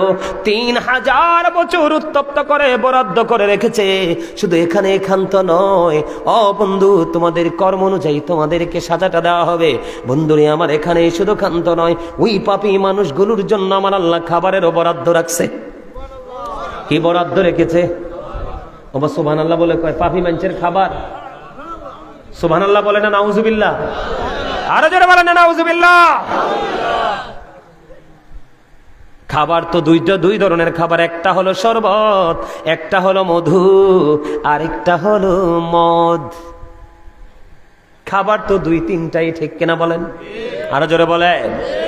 এবার আমি আপনাদেরকে বন্ধু বলে দিতে চাই গো, কি ধরনের খাবার আমার আল্লাহ বরাদ্দ রেখেছে ওই মুনাফিক মার্কা জাহান্নামী পাপীদের জন্য। আল্লাহ কি ধরনের খাবার বরাদ্দ রেখেছে আমার দিকে তাকান। কোরআনে এসেছে একটা খাবার পেয়েছি, কাঁটাযুক্ত বিষাক্ত খাবার, যেটার নাম হলো বন্ধু জাক্কুম। যেটার নাম কি? জাক্কুম। এটা বিষাক্ত ফল।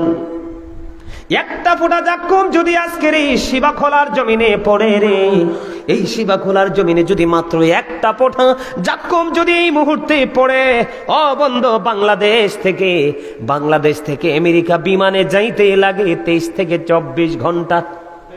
কথা বলেন না কেন? কয় ঘন্টা? 23 থেকে 24 ঘন্টা লাগে বন্ধু আমেরিকা যাইতে।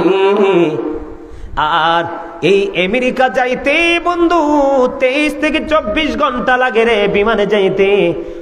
বন্ধু, এই মুহূর্তে যদি শিবাখোলার জমিনে যদি একটা ফোঁটা জাক্কুম পড়ে, তাৎক্ষণিকভাবে ওই আমেরিকার জমিন পর্যন্ত বিষাক্ত হয়ে যাবে।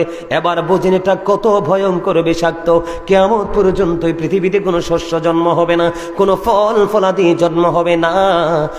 বন্ধু, এই ভয়ঙ্কর খাবার জাহান্নামীদের জন্য, ওই মুনাফিক মার্কা মুসলমানের জন্য বরাদ্দ। এখানে শুধু ক্ষান্ত নয়, এটা কোরআন থেকে খবর পেয়েছি, হাদিস শরীফের মধ্যে এসেছে। আমার রাসূল বলেছেন ওই পাপীদের জন্য আরেকটা খাবার বরাদ্দ, যেটার নাম হলো শিবাখোলার মানুষ। আমার ভাই, আমার বাবা গো, আমি আমার মা বোনদেরকে ডেকে ডেকে বলছি গো, কেমন করে বুঝাইলে তোমাদের হৃদয় পর্যন্ত পৌঁছাবে আমার কথাগুলো, সেই খবর জানা নাই। আমি চেষ্টা করি বন্ধু তোমাদেরকে একটু বোঝানোর জন্য, মানসিকতা একটু চেঞ্জ করার জন্য, পরিবর্তন করার জন্য। গভীরভাবে চিন্তা করে দেখো, রাসূল বলেছে ওই মানুষগুলোর আযাব কত ভয়ঙ্কর, কত দিকের আযাব হবে। আমার রাসূল বলেছে তাদের জন্য আরেকটা খাবার বরাদ্দ হলো, যেটার নাম হলো বন্ধু তিনাতুল খাবাল। ইয়া রাসূলুল্লাহ, ইয়া হাবিবাল্লাহ, নবী গো, প্রাণের নবী, তিনাতুল খাবালটা কি? ইয়া রাসূলুল্লাহ, আমার রাসূল বলেছে এই তিনাতুল খাবালটা হলো আরেকটা জাহান্নামের নিংড়ানো রক্তপুঁজ। রক্তপুঁজ কি খাওয়া যায়? আর জোরে বলেন খাওয়া যায়? পৃথিবীতে একটু ফোড়া হয়, ইনফেকশন হলে পুজ বের হয়ে আসে, একটু জায়গা মাত্র ক্ষত হয়, আর ওখানকার পুজটা হবে অত্যন্ত মারাত্মক, বিপজ্জনক। আর একটা জাহান্নামী পচে পুরো লিকুইড হয়ে যাবে। ওই জাহান্নামীদের জন্য খাবারটা বরাদ্দ আছে বন্ধু। শুধু এখানে এখান্ত নয়, ওই জাহান্নামীরা পিপাসার্ত হয়ে যাবে, কান্নাকাটি শুরু করবে, হাহাকার করতে থাকবে। আমার রাসূল জানিয়ে দিয়েছেন ওই পাপী মানুষগুলোর জন্য বন্ধু খাবার পানিরও ব্যবস্থা আছে। ওই পানিটা কেমন? এত গরম, এত উত্তপ্ত হবে। আমার রাসূল বলেছেন যখন তুমি পানি চাইবে মাথার মধ্যে ওই পানিটা ঢেলে দেওয়া হবে। মাথার মধ্যে যখন ঢেলে দেওয়া হবে অটোমেটিকলি তোমার পেটের মধ্যে ঢুকতে থাকবে। ঢোকার পরে এমন পরিস্থিতি হবে রে, ভিতরের মধ্যে যা কিছু আছে এই উত্তপ্ত গরম পানি পৃথিবীর গরম পানির মতো নয়, ভিতরের মধ্যে ঢুকবে। ঢুকতে দেরি ভিতরের সব কিছুকে ওই জুসের মতো, ম্যাঙ্গো জুসের মতো, ফ্রিকার মতো বন্ধু সব কিছুকে লিকুইড করে ফেলবে। ওই লিকুইড করার পরে এটা কিন্তু পেটের মধ্যে সীমাবদ্ধ থাকবে না। আল্লাহর হাবিব সরকারে মাদিনা তিনি বলে দিয়েছেন এটা পেটের মধ্যেই শুধু সীমাবদ্ধ থাকবে না, দুই রানের মধ্যখান দিয়ে বন্ধু লিকুইডে বিষাক্ত জিনিসগুলো বেয়ে বেয়ে গলে গলে পড়তে থাকবে। ওই যে একটু আগে বলেছি আমার আল্লাহ বলেছে বান্দা অসীমা খোলার মানুষ রে, আমার আল্লাহ বলেছে বান্দারে সাবধান হও, এখনো সময় আছে। আলেমদের সাথে প্রেমের ডুরি লাগা, হক্কানি আলেমের সাথে প্রেম লাগাইয়া নিজের লাইফ স্টাইলটাকে চেঞ্জ করে ফেলো। আমার আল্লাহ বলেছেন ইন্না বাতশা রাব্বিকা লাশাদীদ, আল্লাহর ধর, আল্লাহর পাকড়াও বড় শক্ত, বড় কঠিন, বান্দাকে খুব শক্ত করে ধরবে। আল্লাহ বলেছেন ধরার পরে কি করবে? ইন্নাল্লাহা সারিউল হিসাব, আল্লাহ খুব তাৎক্ষণিকভাবে কুইকলি আপনার আমার কাছ থেকে হিসাব নেবে। ওই হিসাব নেওয়ার পরে বন্ধু কারো জীবনে নিয়ামত নেমে আসবে, আর কারো জীবনে বয়ে আনবে কিয়ামত। যারা কিয়ামতের অন্তর্ভুক্ত হয়ে যাবে, যে একটু আগে বললাম গরম পানি মাথায় দেওয়া হবে, পেটে ঢুকবে বন্ধু, লিকুইড হয়ে বের হতে থাকবে, বের হতে থাকবে, আর চিৎকার করতে থাকবে, কান্নাকাটি করতে থাকবে, হাহাকার করতে থাকবে। সেদিন কাউকে সেই খুঁজে পাবে না, কারণ পৃথিবীতে কোনোদিন আলেমদেরকে ভালোবাসে নাই, মন থেকে সম্মান করে নাই, এবং রাসূলকে ভালোবাসে নাই, সম্মান করে নাই।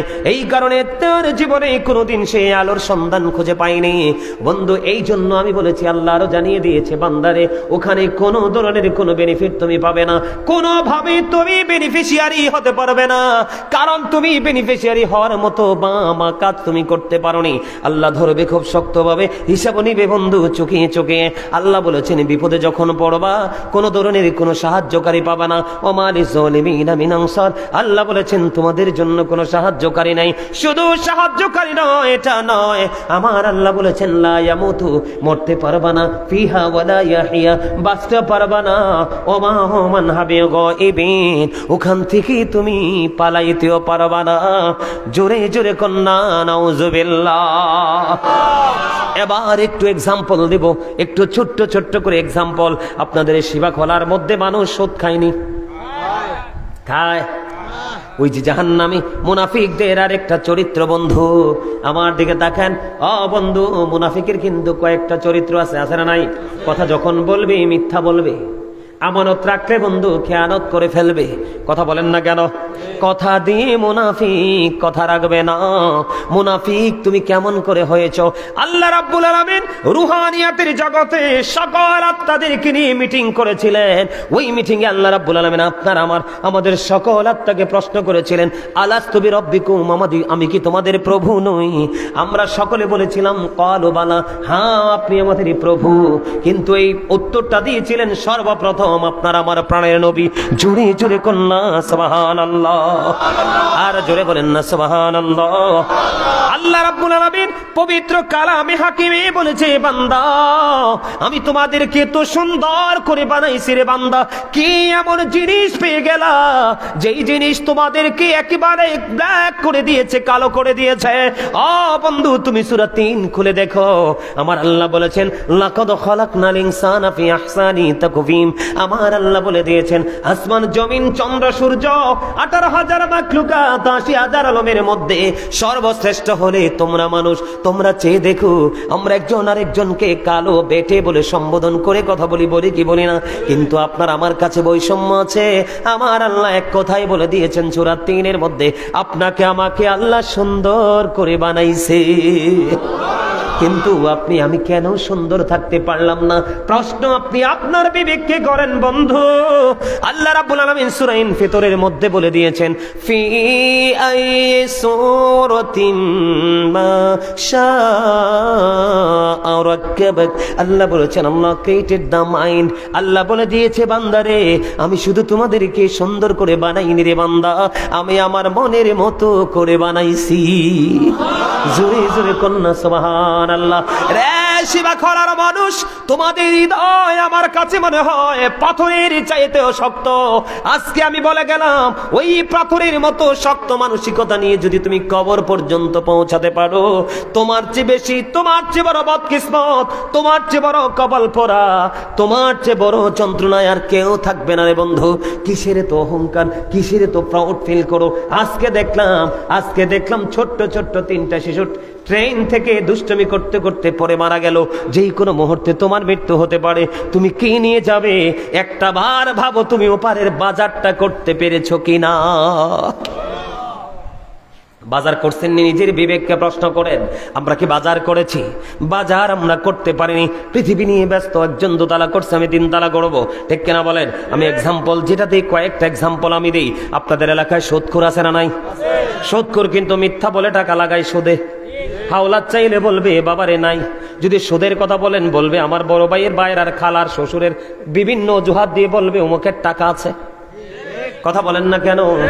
মহিলারা একটা টেকনিকে সুদে টাকা লাগায়। হাওলাত চাইলে বলবে বুবু হারামও নাই। কিন্তু যদি বলবেন আমি তোমাকে মাস শেষে লাভ দিব, বলবে আমার বড় আফার কয়টা টাকা আছে। আসলে সত্যিকার অর্থে টাকাগুলো নিজের, কিন্তু সে আসলে নিজেকেই নিজে ফাঁকি দিচ্ছে। কথা বলেন না কেন? আমি আপনাদেরকে বলি, আমার নবী যখন মেরাজে গেলেন, মেরাজে যাওয়ার পরে জাহান্নামের দিকে নজর দিলেন, চাইয়া দেখলেন এক একটা মানুষের পেট এক একটা ঘরের মতো বড় বড়। জিব্রাইলকে প্রশ্ন করলেন, ভাই জিব্রাইল, এই মানুষগুলা কারারে? এবার জিব্রাইল উত্তর দিলেন, ইয়া রাসূলুল্লাহ, এই মানুষগুলো হলো দুনিয়ার সুদখোর। আমার নবী বললেন, ও জিব্রাইল, আমি ওই মানুষগুলোর পেটের দিকে নজর দিয়ে চাইয়া দেখলাম, ওদের পেটের মধ্যে শুধু সাপ আর বিচ্ছু দেখা যায়। জোরে জোরে কন্যা নাউজুবিল্লাহ, আর জোরে বলেন না নাউজুবিল্লাহ। ও বন্ধু, যেই ব্যক্তি সুদের মাধ্যমে 1 টাকা উপার্জন করলো, সে যেন তার গর্ভধারিণী মায়ের সাথে 36 বার যেন সে জিনা করলো। আর জোরে বলেন না নাউজুবিল্লাহ। এবার আসেন, আপনার সমাজের মধ্যে বন্ধু গীবতকারী আছে না নাই? পুরুষ গীবত করে বন্ধু চা দোকানে বসে বসে, আর মহিলারা গীবত করে এই ঘর থেকে ওই ঘরে যাওয়ার যেই মহিলার অভ্যাস বেশি, ওটার মধ্যে বেশি গীবত খুঁজে পাওয়া যায়। আরো জোরে বলেন ঠিক না বেঠিক? আমার আল্লাহ কোরআনে বলেছেন, আল ফিতনাতু আশাদ্দু মিনাল কতল। সমাজের মধ্যে গোলযোগ সৃষ্টি করা, সমাজের মধ্যে বিশৃঙ্খলা সৃষ্টি করা হত্যার চেয়ে বড় জঘন্য অপরাধ। যেই মুরব্বী বা ছেলেরা শপিং মল, ও বন্ধু দোকানপাট চৌমনি পছন্দ করে, এদের দ্বারা বেশি গীবত হয়। আপনি মানেন বা না মানেন, এটাই বাস্তব সত্য। কারণ আপনাদের কাছে আজকে এসেছি আমি অতিথি হয়ে, কিন্তু আমিও তো কোনো না কোনো সমাজেই বসবাস করি। কথা বলেন না কেন? আমার কথা কি বুঝে আসে? খারাপ লাগে? বাড়ি চলে যাবেন নি একটু পরে? অনেক আলোচনা বাকি আছে, শেষ করে যাব। শুনতে রাজি আছেন? কে কে রাজি আছেন? এই জন্য বন্ধু, আমার একটা গজল লেখা আছে। আমি কিন্তু একজন রাইটার। আমার লেখা একটা গজল আমি জালেমদেরকে নিয়ে লিখেছি। কোন সময় লিখছি জানেননি? লিখেছিলাম যখন 2019-এ যখন করোনা হয়েছিল। করোনা কালে আমি দেখেছিলাম এই পৃথিবীর জালেমদের কত নির্দয় পাষাণ, মানুষগুলোর কত নির্মম আচরণ। বলে হুজুর কেমন? বাসার মালিকগুলো ভাড়াটিয়াকে ভাড়া মাফ করে নাই। কথা বলেন না কেন? অথচ তুমি যেমন গৃহবন্দী, ওই ভাড়াটিয়াও গৃহবন্দী। তোমার তো বাড়ি আছে, তার তো ঘরও নাই। কথা বলেন না কেন? তখন আমি একটা গজল লিখেছিলাম, একটু গে শোনাবো। আপনারা পারলে আমার সাথে একটুখানি গাইবেন। ওয়াজটার সাথে সাথে আমার লেখা গজলটা একটুখানি মনে পড়ে গেল, গাইবনি? ও বন্ধু, একটুখানি হৃদয় দিয়ে শুনবেন আমার গজলের কথাগুলো। সুর না, গজলের কথাগুলো একটু খেয়াল করবেন। আমি গজলটা গাইবো। আমি এইভাবে লিখেছি, জুলুম যারা করেলা বন্ধু, হারাইলা দুকুল, জনম জনমকে দিও তোমার হবে না মাসুল। জুলুম যারা করেলা বন্ধু, হারাইলা দুকুল, জনম জনম কি দিও তোমার হবে না মাসুল।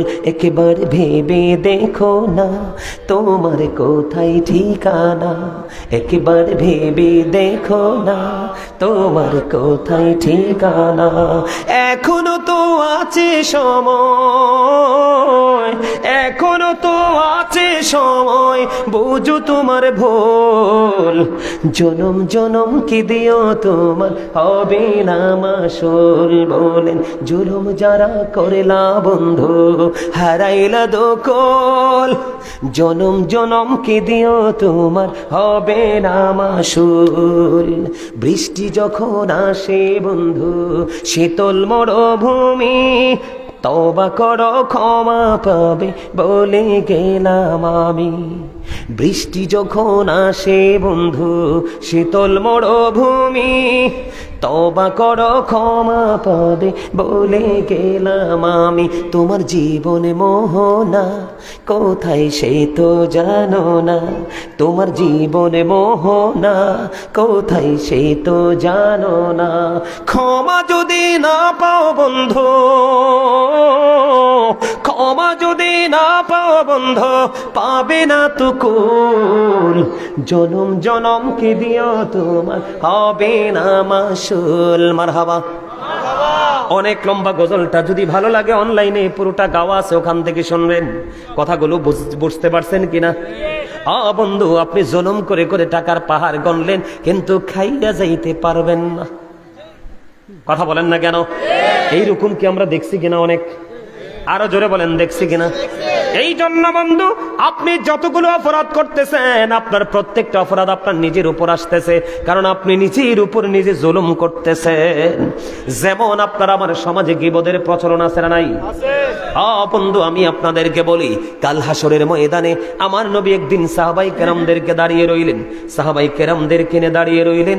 হঠাৎ করে একটা দুর্গন্ধযুক্ত বাতাস আসলো। বাতাস আসার পরে সাহাবাই কেরাম সহ তারা অনুভব করতে পারলেন অত্যন্ত দুর্গন্ধযুক্ত একটা হাওয়া তাদের নাকে এসে লাগলো। এখন নবীজি প্রশ্ন করলেন, ও সাহাবাই কেরাম, সাহাবীরা রে, তোমরা কি বুঝতে পেরেছো এই দুর্গন্ধটা কোত্থেকে এসেছে? এবার সাহাবাই কেরাম বললেন, ইয়া রাসূলুল্লাহ, ইয়া হাবিবাল্লাহ, নবী গো, না না না, এই দুর্গন্ধটা কোত্থেকে এসেছে আমরা বুঝতে পারিনি, জানতে পারিনি। ইয়া রাসূলুল্লাহ, আমরা বুঝিনি।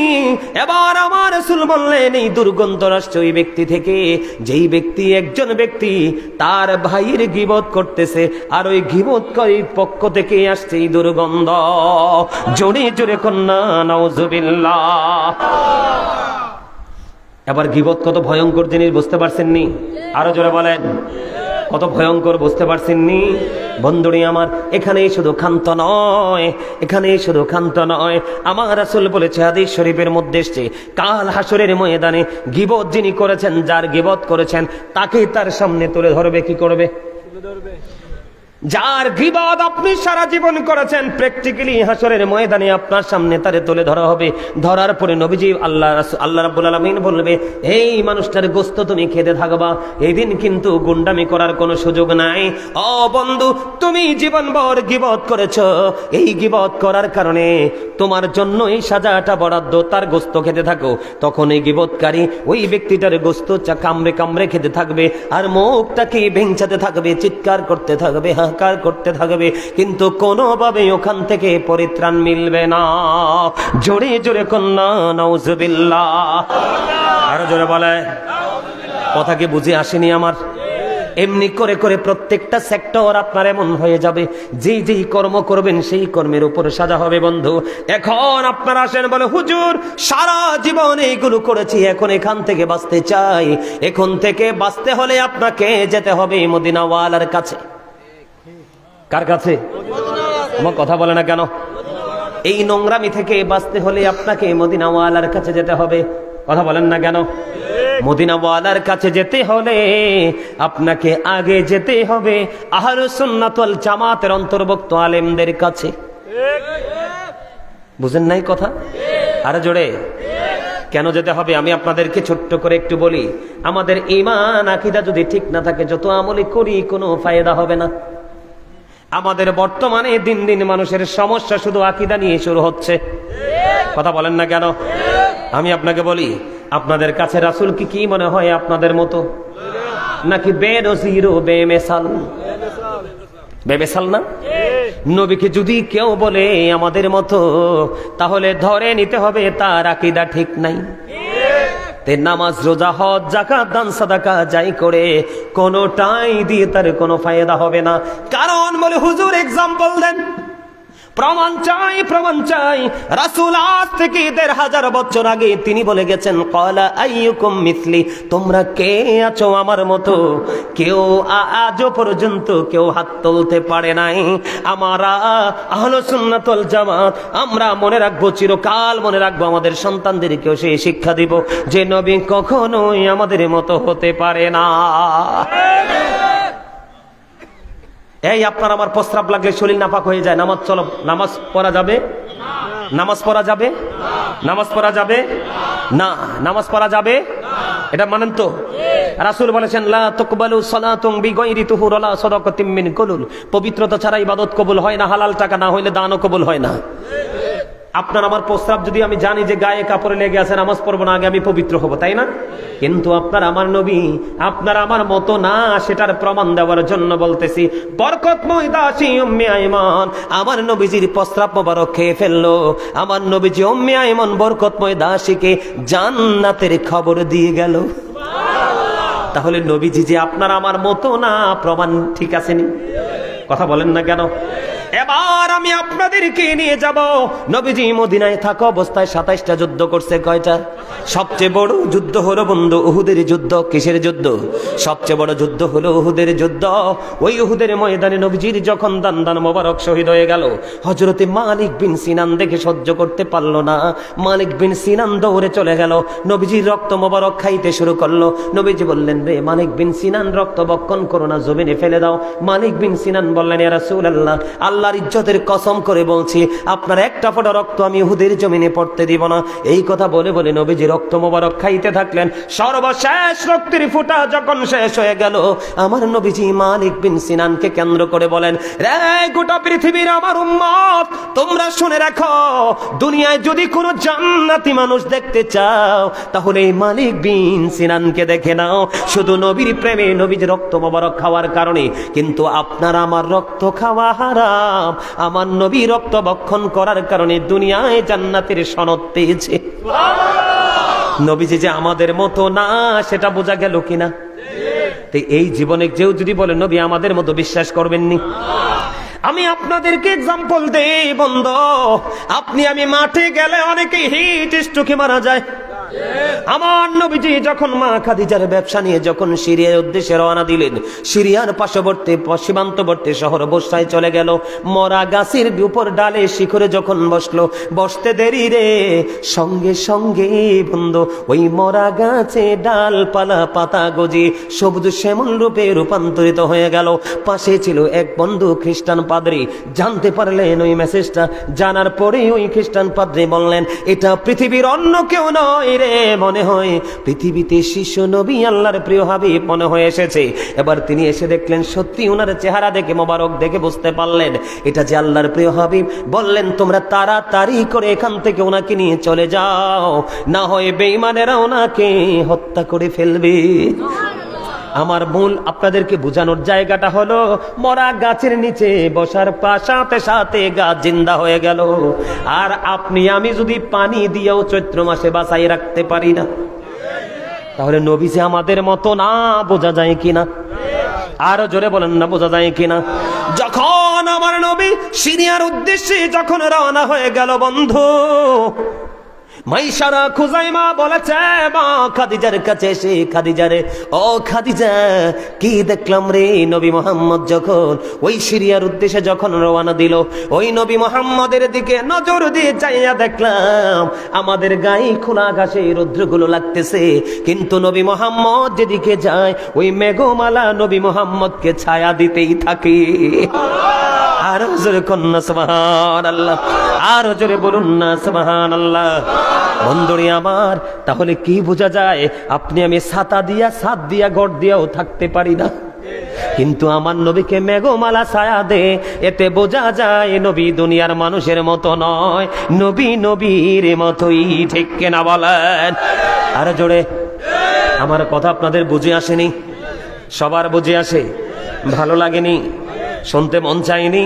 নবীর কথার মধ্যে কত যে মধু, এই কথাই যে কত জাদু, এটা একমাত্র প্রেমিক ছাড়া আর কেউ কোনোদিন বুঝতে পারবে না। কথা বলেন ঠিক না ঠিক? তাহলে নবীজি আমাদের মতো এটা আমরা বিশ্বাস রাখবো তো? এবার আপনাদেরকে বলি আকীদার বিষয়।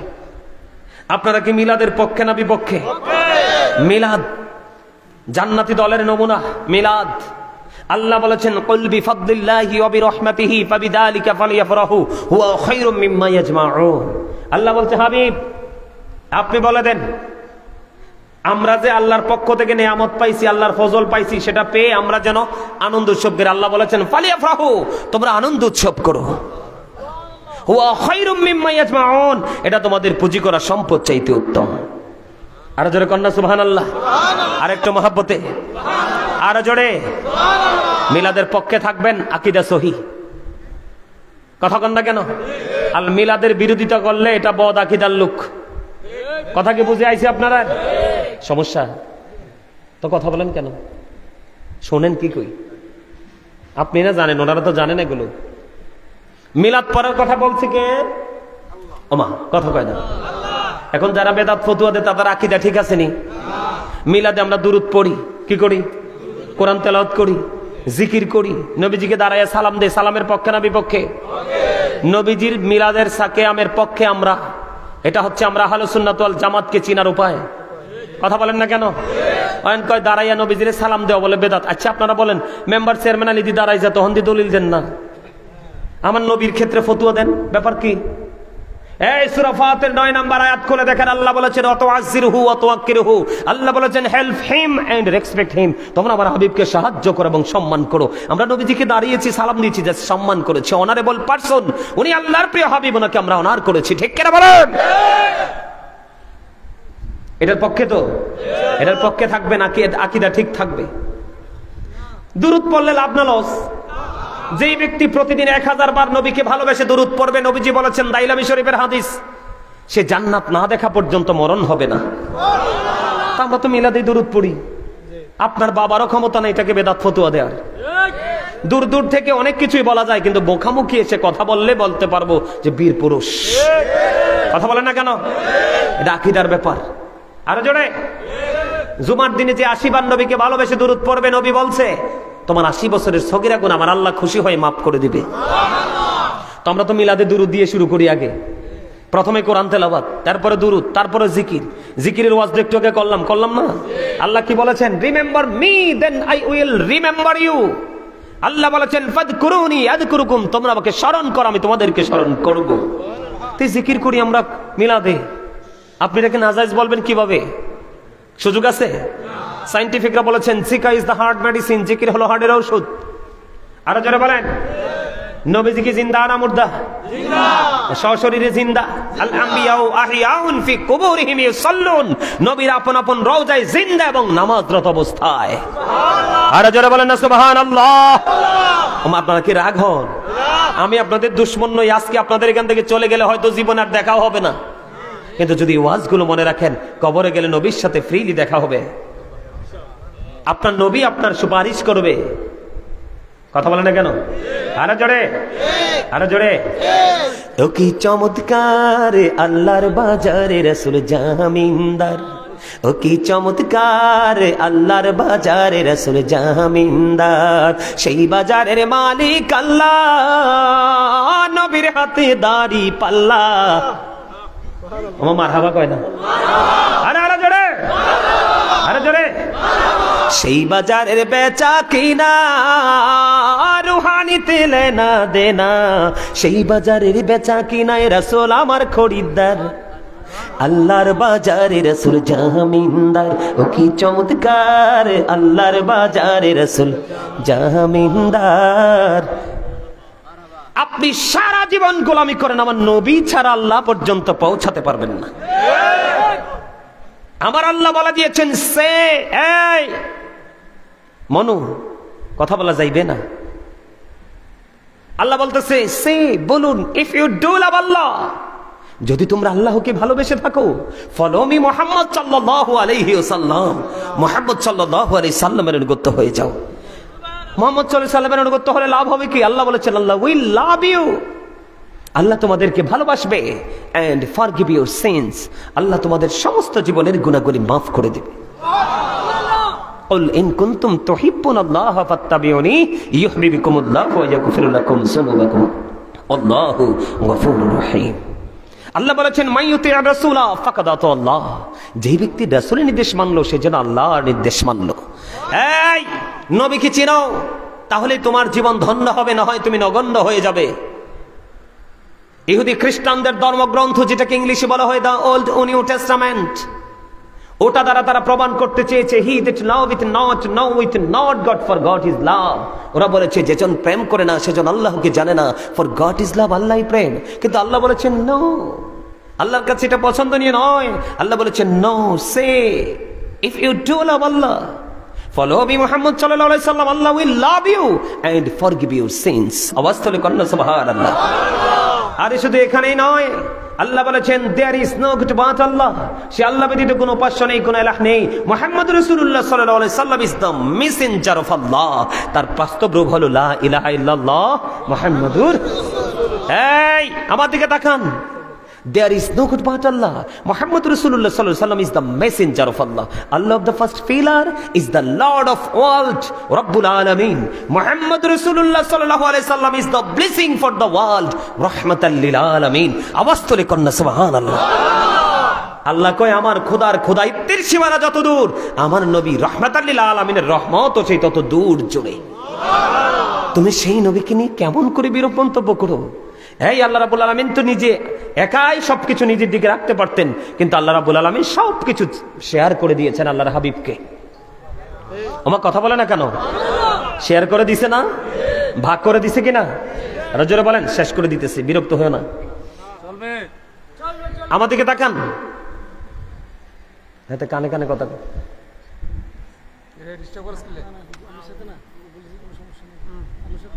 আনলাবে না, তো তুমি এক কানা চলে যাও।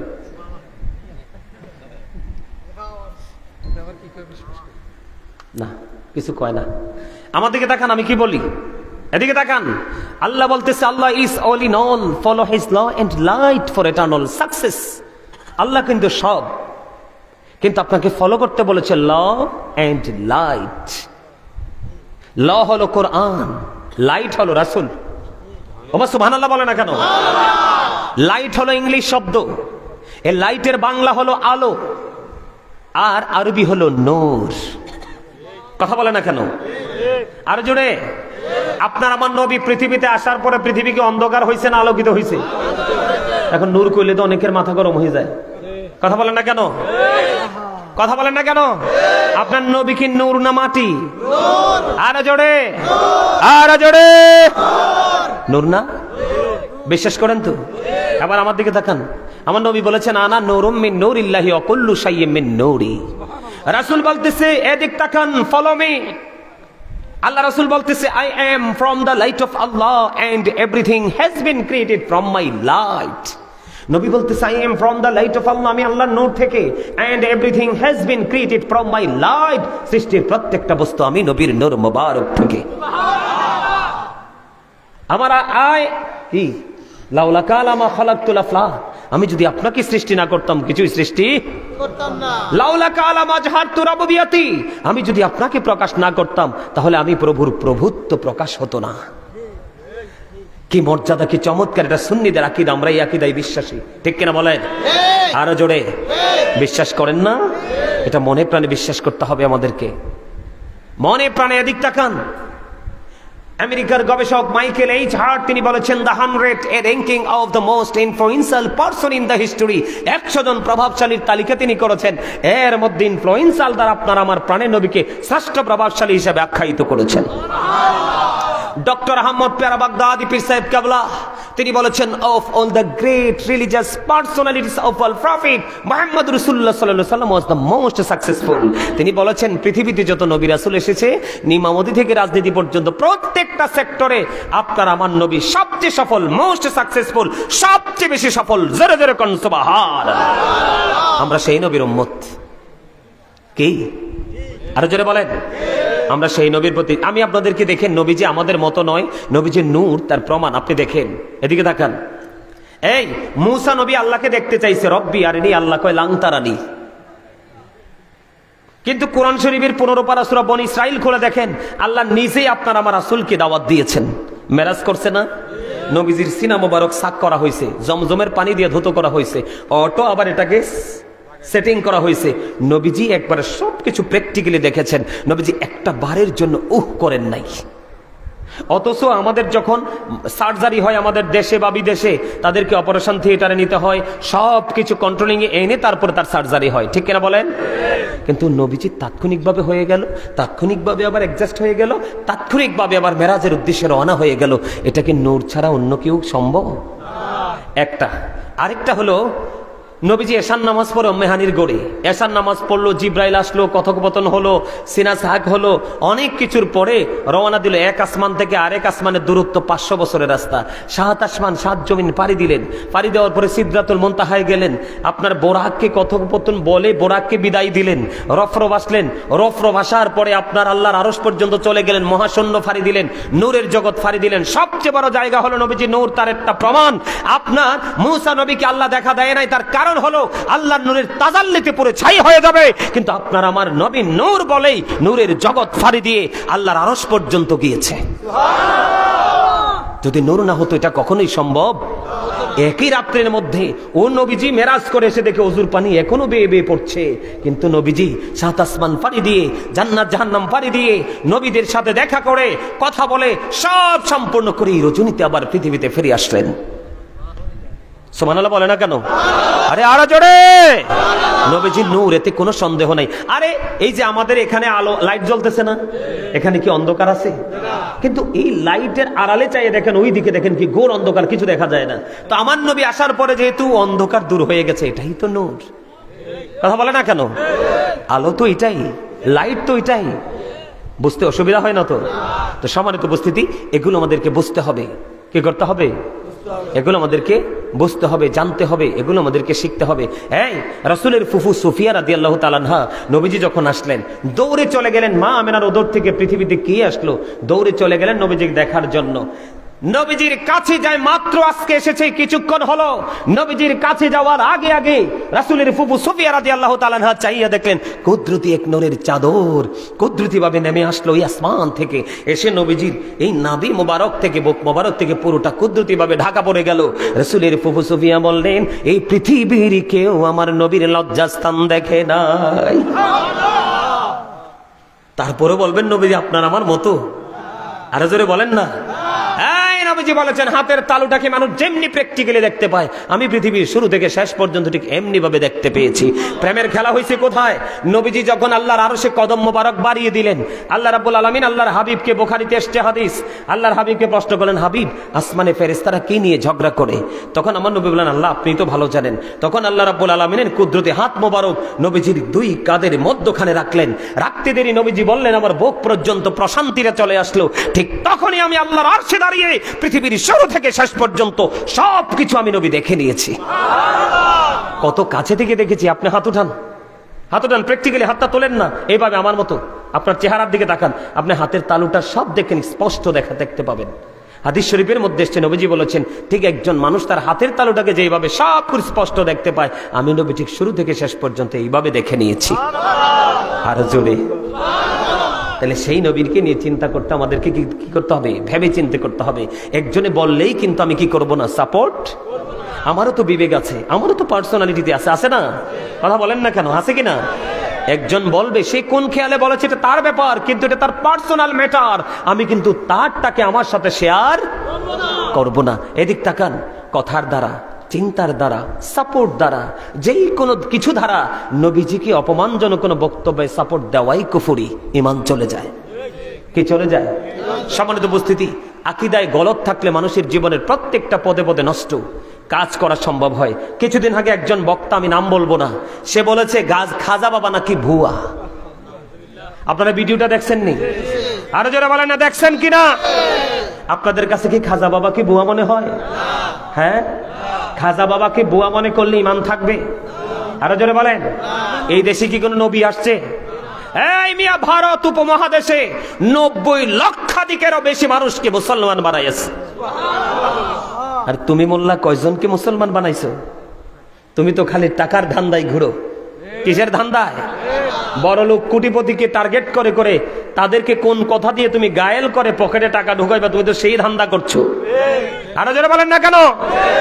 খাজা গরিবে নামাজের যুবক ভাইদেরকে বলছি, তোমরা আল্লাহর ওলি, আমাদের পূর্বসূরি আইম্মায়ে কেরাম যারা, তাদের ইতিহাস পড়বা, বুঝতে পারবা তারা কত কষ্ট করে ইসলামটা আজকে আমি তুমি তো সহজে ইসলাম পেয়েছি, কিন্তু তাদের সময় এত সহজ কথা বলে না। আরে ভাই, কত ধরনের পরীক্ষা খাজা বাবাকে দেওয়া হয়েছে। খাজা গরিবে নামাজ প্রত্যেকটা পরীক্ষা বিজয়ী হয়েছে। আরো জোরে বলেন না। যে খাজা বাবাকে ভুয়া বলেছে সে নিজেই একটা ভুয়া। আরো জোরে বলেন, সেই ভুয়া। আপনারা মুরব্বী বাবার আছেন, আপনারা বলেন কোন আলেম ওলামার দরকার নাই। এই দেশে আপনাদের সময় কি আলেম ওলামাদের প্রতি, ওলিদের প্রতি শ্রদ্ধা ছিল না? যেমন ছিল তখন নেয়ামতেরও কমতি ছিল না। এখন আমাদের মতো মোল্লার অভাব নাই, গজবেরও শেষ নাই। আরে কথা বলেন না কেন? আরে জোরে। মোল্লা, তুমি কি পইরা, কতটুকু পইরা তুমি মোল্লা হইছো, আমার কাছে অবাক লাগে। কয়দিন আগে এক মহিলা কি ফতুয়া জানতে আইছে, তোমাদের দলের মোল্লা মসজিদের মধ্যে মহিলাকে বিয়ে করে নষ্ট কাজ করেছে। কই, তুমি তো তখন মুখ খোলো নাই, তোমার এই চেহারা তো আমরা দেখি নাই অনলাইনে, তখন তুমি কোথায় ছিলে? হ্যাঁ, কথা বলেন না কেন? আমি কি ভুল বলেছি? যুবক ভাইরা তোমরা বলো, আমি কি ভুল বলছি? তোমাদের কাছে, তোমরা তো ছোট মানুষ, তোমাদের কাছে কি মোল্লা যে মসজিদের মধ্যে নষ্ট কাজটা করলো, তোমাদের কাছে কি লজ্জা লাগে নাই? তোমরা বলো, ইতিহাস, খাজা গরিবে নামাজের ইতিহাস। আর মিয়া, তুমি বললে তোমার কবরের কাছে কুকুরও যাবে না। আমি 2018-তে আমি প্রায় 6 দিন ছিলাম খাজা গরিবে নামাজের রওজায়। রাত্র 12টার পরে যেতাম আমি। কোথায়? রাত্র 12টার পরে আমি খাজা গরিবে নামাজের মাজার শরীফে যাইতাম। ওনার রওজা পাশে বসে বসে দুরুদ, জিকির, মিলাদ কিয়াম করতাম। ফজরের আযান দিলে নামাজ পড়ে আমি রুমে এসে ঘুমাতাম। 6 দিন ছিলাম। এরা বলে খাজা গরিবের নামাজের দরবারে নাকি নষ্ট জিনিস পাওয়া যায়। আমি 6 দিন ছিলাম, একদিন কোনো কিছু দেখি নাই। তাহলে আমি কি বলবো? তোমার আকীদায় গলত বলেই তোমার মুখ দিয়ে নষ্ট কথা বের হয়ে আসে। কারণ আহলে সুন্নাত ওয়াল জামাতের আলেমরা কই যে ময়মনসিংহ, শেরপুরে মুর্শিদপুর দরবার যে চুরি হলো, গাছ কাটা হলো, দেহারি বাতিল চুরি হলো, সবকিছু লুণ্ঠন করে নিয়ে আসলো। কই, তুমি তো তখন তোমার দলের মোল্লাদেরকে ভুয়া বলো নাই? চোরদেরকে তুমি যথেষ্ট সমর্থন করেছো। তখন তোমার এই তেজস্বী মনোভাব কোথায় ছিল? তাও কি ইতিকাফের মজলিসে বসে বসে ঠাট্টা বিদ্রোহ করতেছে, ঠিক কিনা বলেন? আল্লাহর ওলিদের সাথে দুশমনি করলে আল্লাহ তাদের বিরুদ্ধে যুদ্ধ ঘোষণা করে, মান আদালি ওলিয়ান ফাকাদ আযানতুহু বিল হারব। আমার কথা আপনারা বিরক্ত হন? এগুলো আপনাদেরকে মনে করিয়ে দেওয়া দরকার। এই মোল্লারাই নারীদেরকে ঘর থেকে বের করতেছে নামাজের অজুহাতে। আমার রাসূল বলেছে, আমার দিকে তাকান, হযরত উম্মে হুমাইদ রাদিয়াল্লাহু তাআলা আনহা, তিনি বললেন, আমি ইয়া রাসূলুল্লাহ, আমি আপনার পিছনে নামাজ পড়তে পছন্দ করি। নবীজি বললেন, হ্যাঁ আমি জানি তুমি আমার পিছনে নামাজ পড়তে ভালোবাসো, কিন্তু তুমি আমার পিছনে নামাজ পড়ার চাইতে তোমার ঘরের অভ্যন্তরে নামাজ পড়া তোমার জন্য উত্তম। একাধিকবার পড়েছি হাদিস, আমার নবীর চাইতে দামি পৃথিবীতে শ্রেষ্ঠ আর কে হতে পারে, ঠিক কিনা বলেন? আমার নবীজির পিছনে নামাজ পড়তে নবীজি অনুমতি দেয় নাই। আমি বুঝে গেছি তুমি নারীদেরকে টার্গেট করে করে বাইরে আনো, তোমাদের মতলব ভালো। কথা কন না কেন? বাংলাদেশের ইতিহাসে একটা রেকর্ড দেখাতে পারবেন না যে কোন সুন্নি আলেম বলৎকার, নারী ধর্ষণের সাথে যুক্ত। তো যারা আজকে ওলিদের বিরোধিতা করে, মিলাদের বিরোধিতা করে, কিয়ামের বিরোধিতা করে, এই নষ্ট মানুষগুলো খাজা গরিবে নামাজকে ভুয়া বলতে পারে, ঠিক কিনা বলেন? হ্যাঁ যুবক, আমি দলিল দেই, তোমরা শোনো। তোমরা সম্রাট শাহজাহানের নাম তো শুনেছো। তার প্রেম ছিল মমতাজের সাথে। কার সাথে? এটা জানোনি তোমরা? সম্রাট শাহজাহান কিন্তু মমতাজের প্রেমে পড়ে তাজমহল বানাইছে, এটা দেখছোনি তোমরা কেউ? সরাসরি কেউ দেখছো? এই আমার দিকে দেখাও। আমি 2018 সনে আমি তাজমহল দেখেছি। পুরো ভারতবর্ষ সফর করেছিলাম আমি যখন তাজমহল সফর করতে গেলাম, তোমরা শোনো, এটা যে হিন্দুদের দেশ, এখান থেকে শিখার আছে। সম্রাট শাহজাহানের মাজারটা জমিন থেকে অনেক উপরে, অনেক উপরে, ঠিক উপরে যে গম্বুজটা আছে, গম্বুজটার খুব কাছাকাছি। মানে এমন ভাবে তারা সম্রাট শাহজাহানের মাজারে পৌঁছার সিঁড়িগুলো করেছে, আপনারা দেখলে অবাক হয়ে যাবেন। পাহারা দিচ্ছে হিন্দুরা। কারা? আমার সাথে। ওনারা কিন্তু ওখানে কিন্তু সম্রাট শাহজাহানের মাজারে জুতা নিয়ে যাওয়া যায় না, একবার আউটসাইডে জুতাগুলো রেখে তারপরে ভিতরে ঢুকতে হয়।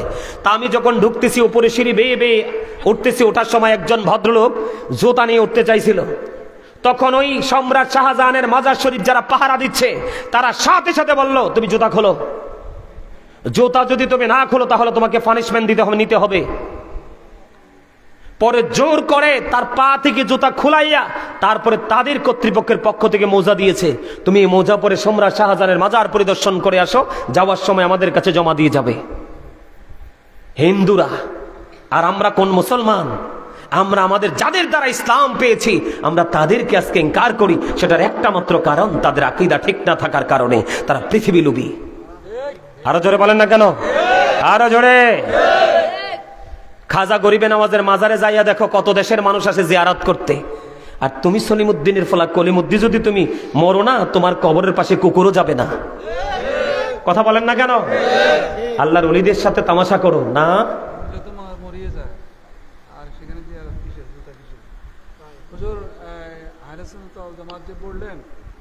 অনেকে আহলে সুন্নাত ওয়াল জামাতকে দুনিয়ার রাজনীতির সাথে তুলনা করে, মূল্যায়ন করে। এটা একটু ডেসক্রিপশনটা একটু জানতে চাই। আহলে না, উনি প্রশ্ন করছে, ঠিক আছে। আহলে সুন্নাত ওয়াল জামাত কখনোই রাজনীতির সাথে যুক্ত নয়। মদিনা, আহলে সুন্নাত ওয়াল জামাতের পাওয়ার হাউস হলো মদিনা। কথা বলেন না কেন? আরো জোরে। জীবনে দেখছেন আমাদের পূর্বসূরি বড় বড় আলেম ওলামারা কোনোদিন রাজনীতির মাঠে আইছে? তারা কোনোদিন করছে? এলাকায় প্রতিনিধিত্ব করছে? ওদের সিনায় প্রেম। সুন্নি জামাত সফট, নরম। আর যাদের আকীদায় গলত, তারা হিংস্র। কথা বলেন না কেন? ফারুকের হত্যা করছে কারা? নবীর দুশমনেরা। কারা? ইতিহাস বলে গেলে তো চলবে না। চলবে? আমার কথা বলেন, চলবে? চলবে না। হ্যাঁ, আল্লাহর ওলি সম্পর্কে আল্লাহ নিজে ওয়াজ করে। আল্লাহ বলতেছে, আমার দিকে তাকান, আমি দলিল দেই। আল্লাহ বলতেছি, ইয়া আইয়ুহাল্লাযীনা আমানুত্তাকুল্লাহা ওয়াবতাগু ইলাইহিল ওসিলা। আল্লাহ বলে, হে ঈমানদারগণ, তোমরা আল্লাহকে ভয় করো এবং আল্লাহকে পাওয়ার জন্য তোমরা উসিলা খোঁজো। আল্লাহ উসিলাটা কি? আল্লাহ বলেছেন, অকুনু মা'আস সাদিকিন, ট্রুথফুল মেন, সত্যবাদী লোক। এখন সত্যবাদী লোক কারা?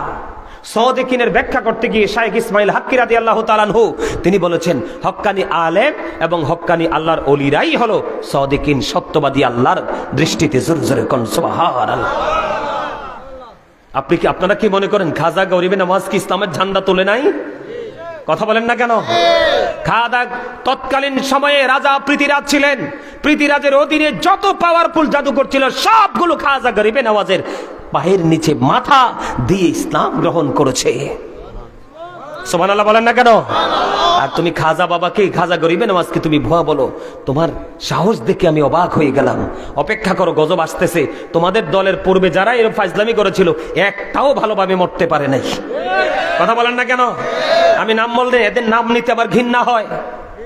একটা বলেছিল আল্লাহর ওলির মাজার পা দিয়ে ভেঙে ফেলবে, যেদিন বলেছিল তার পরের সপ্তাহ থেকে পায়ে পছন্দ ধরেছিল, পস্তে পস্তে পা কাটে, এক পা পুরো পা কেটেতে কবরে গেছে। আপনারা অনলাইনে খুঁজলে এখনো দেখতে পাবেন। কথা বলেন না কেন? আরো জোরে, আরো জোরে, আরো জোরে। সম্মানিত উপস্থিতি, এই আল্লাহ রাব্বুল আলামিন বলেছেন, এদিক তাকান, ইন্নাল্লাযীনা ইউবাইউনাকা ইন্নামা ইউবাইউনাল্লাহ ইয়াদুল্লাহি ফাওকা আইদিহিম। যারা আপনার হাতে বায়াত করে, তারা যেন আল্লাহর হাতে বায়াত করে। এই আল্লাহর ওলিদের হাতের উপর আল্লাহর কুদরতি হাত, কোরআন থেকে প্রমাণিত। সুবহানাল্লাহ বলেন। চার তরিকার মধ্যে একটা হলো সিস্তিয়া তরিকায়। সিস্তিয়া তরিকার ইমাম হলো খাজা গরিবে নওয়াজ। জোরে কন্যা সুবহানাল্লাহ। আরো জোরে বলেন, আরো জোরে। এই আল্লাহ বলেছেন, আতিউল্লাহ ওয়া আতিউর রাসূল ওয়া উলিল আমরি মিনকুম।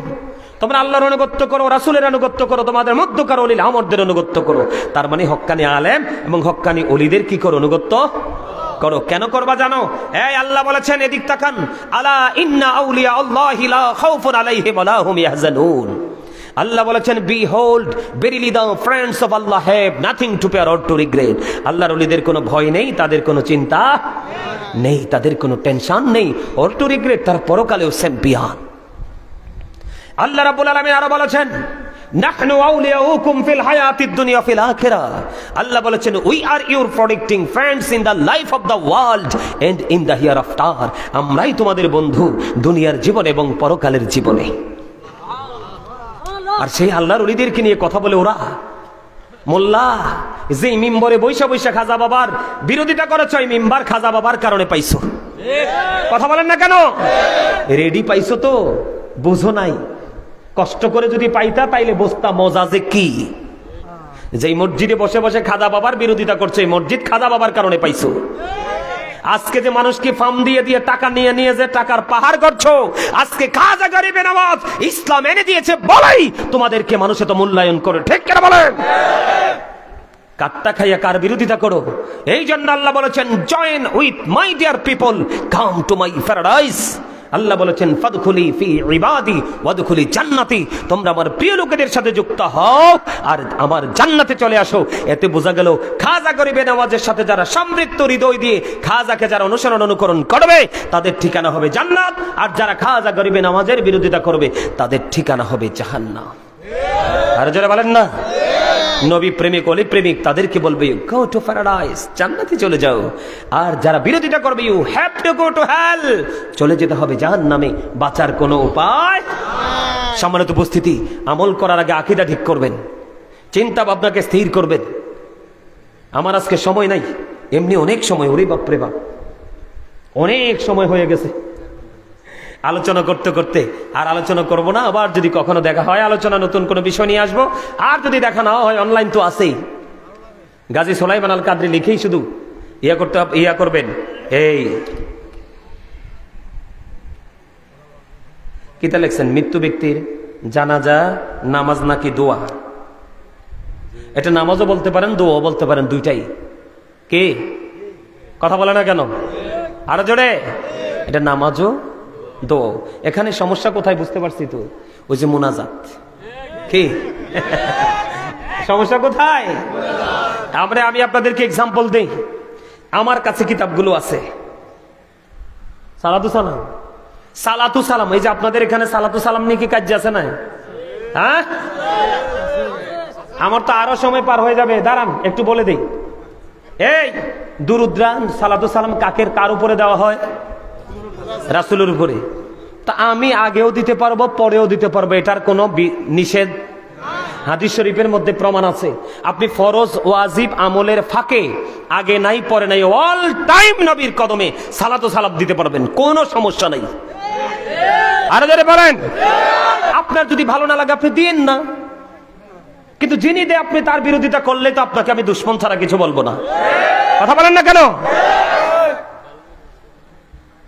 কথা কি ঠিক আছে? এই যে মোনাজাতটা নিয়ে কাজ্জা, আচ্ছা এটা নিয়ে কাজ্জা করার কি আছে?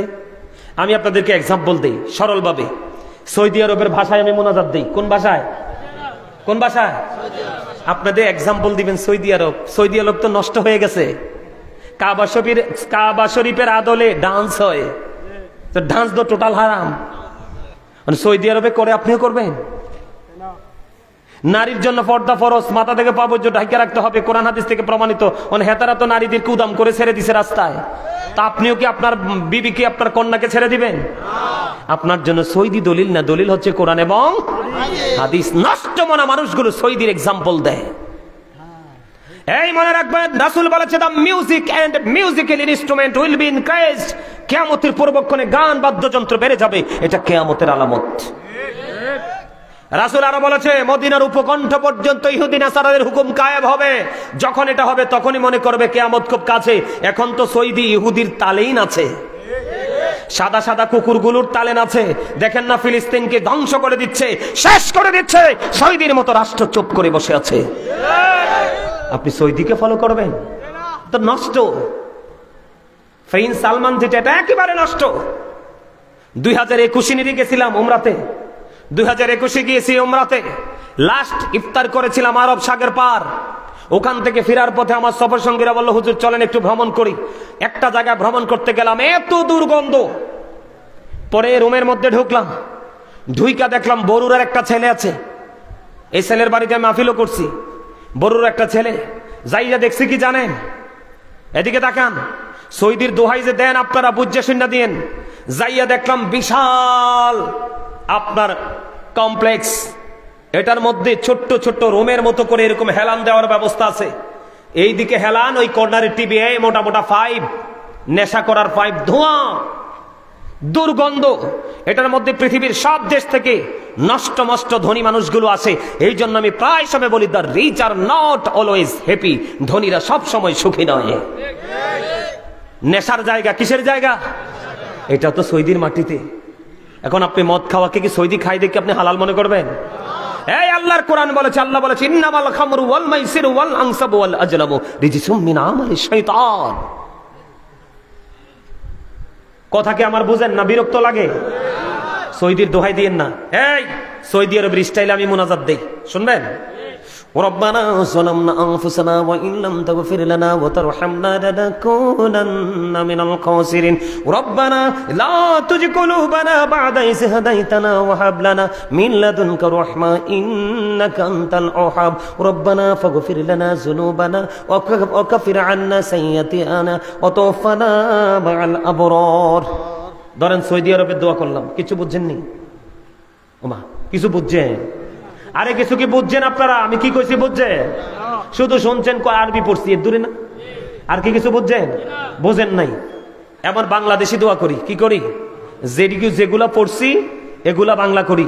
হ্যাঁ, আল্লাহ আমাদের জীবনের গুনাহগুলি তুমি মাফ করে দাও। আল্লাহ গো, কবরবাসীর কবর আযাব তুমি মাফ করে দাও। যারা অসুস্থ তুমি সুস্থতা দান করে দাও। অভাবে যারা আছে অভাব তুমি দূর করে দাও। কোনটা ভালো লাগছে? এখনকারটা না? আরবিটা শুনতে ভালো লাগছে, সওয়াব হইছে, কিন্তু মূলত হৃদয়ে যায় ঢুকছে এখনকার গুলা। আরে ভাই, সৌদি বাংলাতে বলবো কেন? আপনি কি ব্যাককল নাকি? আপনি কি স্টুপিড নাকি? সৌদি আরব তো আরবি, তাদের মাতৃভাষা আরবি, তারা আরবিতে তো বলবে, তারা বাংলা বলবে কেন? আপনি বাংলাদেশে আছেন, আপনি বাংলাদেশে বাংলায় মোনাজাত দিবেন। কথা বুঝেন নাই আপনি? ওরা আরবি বুঝে সবাই, এর জন্য আরবিটা ওদের চলে, ওদের কোনো সমস্যা হয় নাই। কিন্তু আমরা বাংলাতে করি কেন? বোঝার জন্য, দিলটাকে নরম করার জন্য। কথা কি বুঝেন নাই?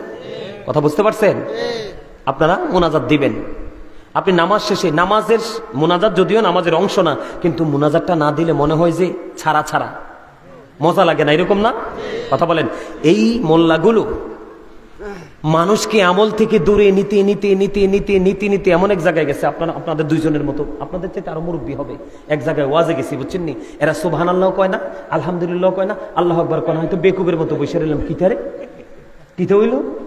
তো যিনি সভাপতি, উনি আবার ভেরি ইন্টেলিজেন্ট। উনি আমারে বলতে, হুজুর একটা মিনিট কথা বলবো। আমি কি বলবেন বলেন? হুজুর এই দেশে আমাদের এই এলাকায় হুজুর হেইডাই বইরা গেছে। আগে হেইডা কোনটা? কই ওই হেইডা।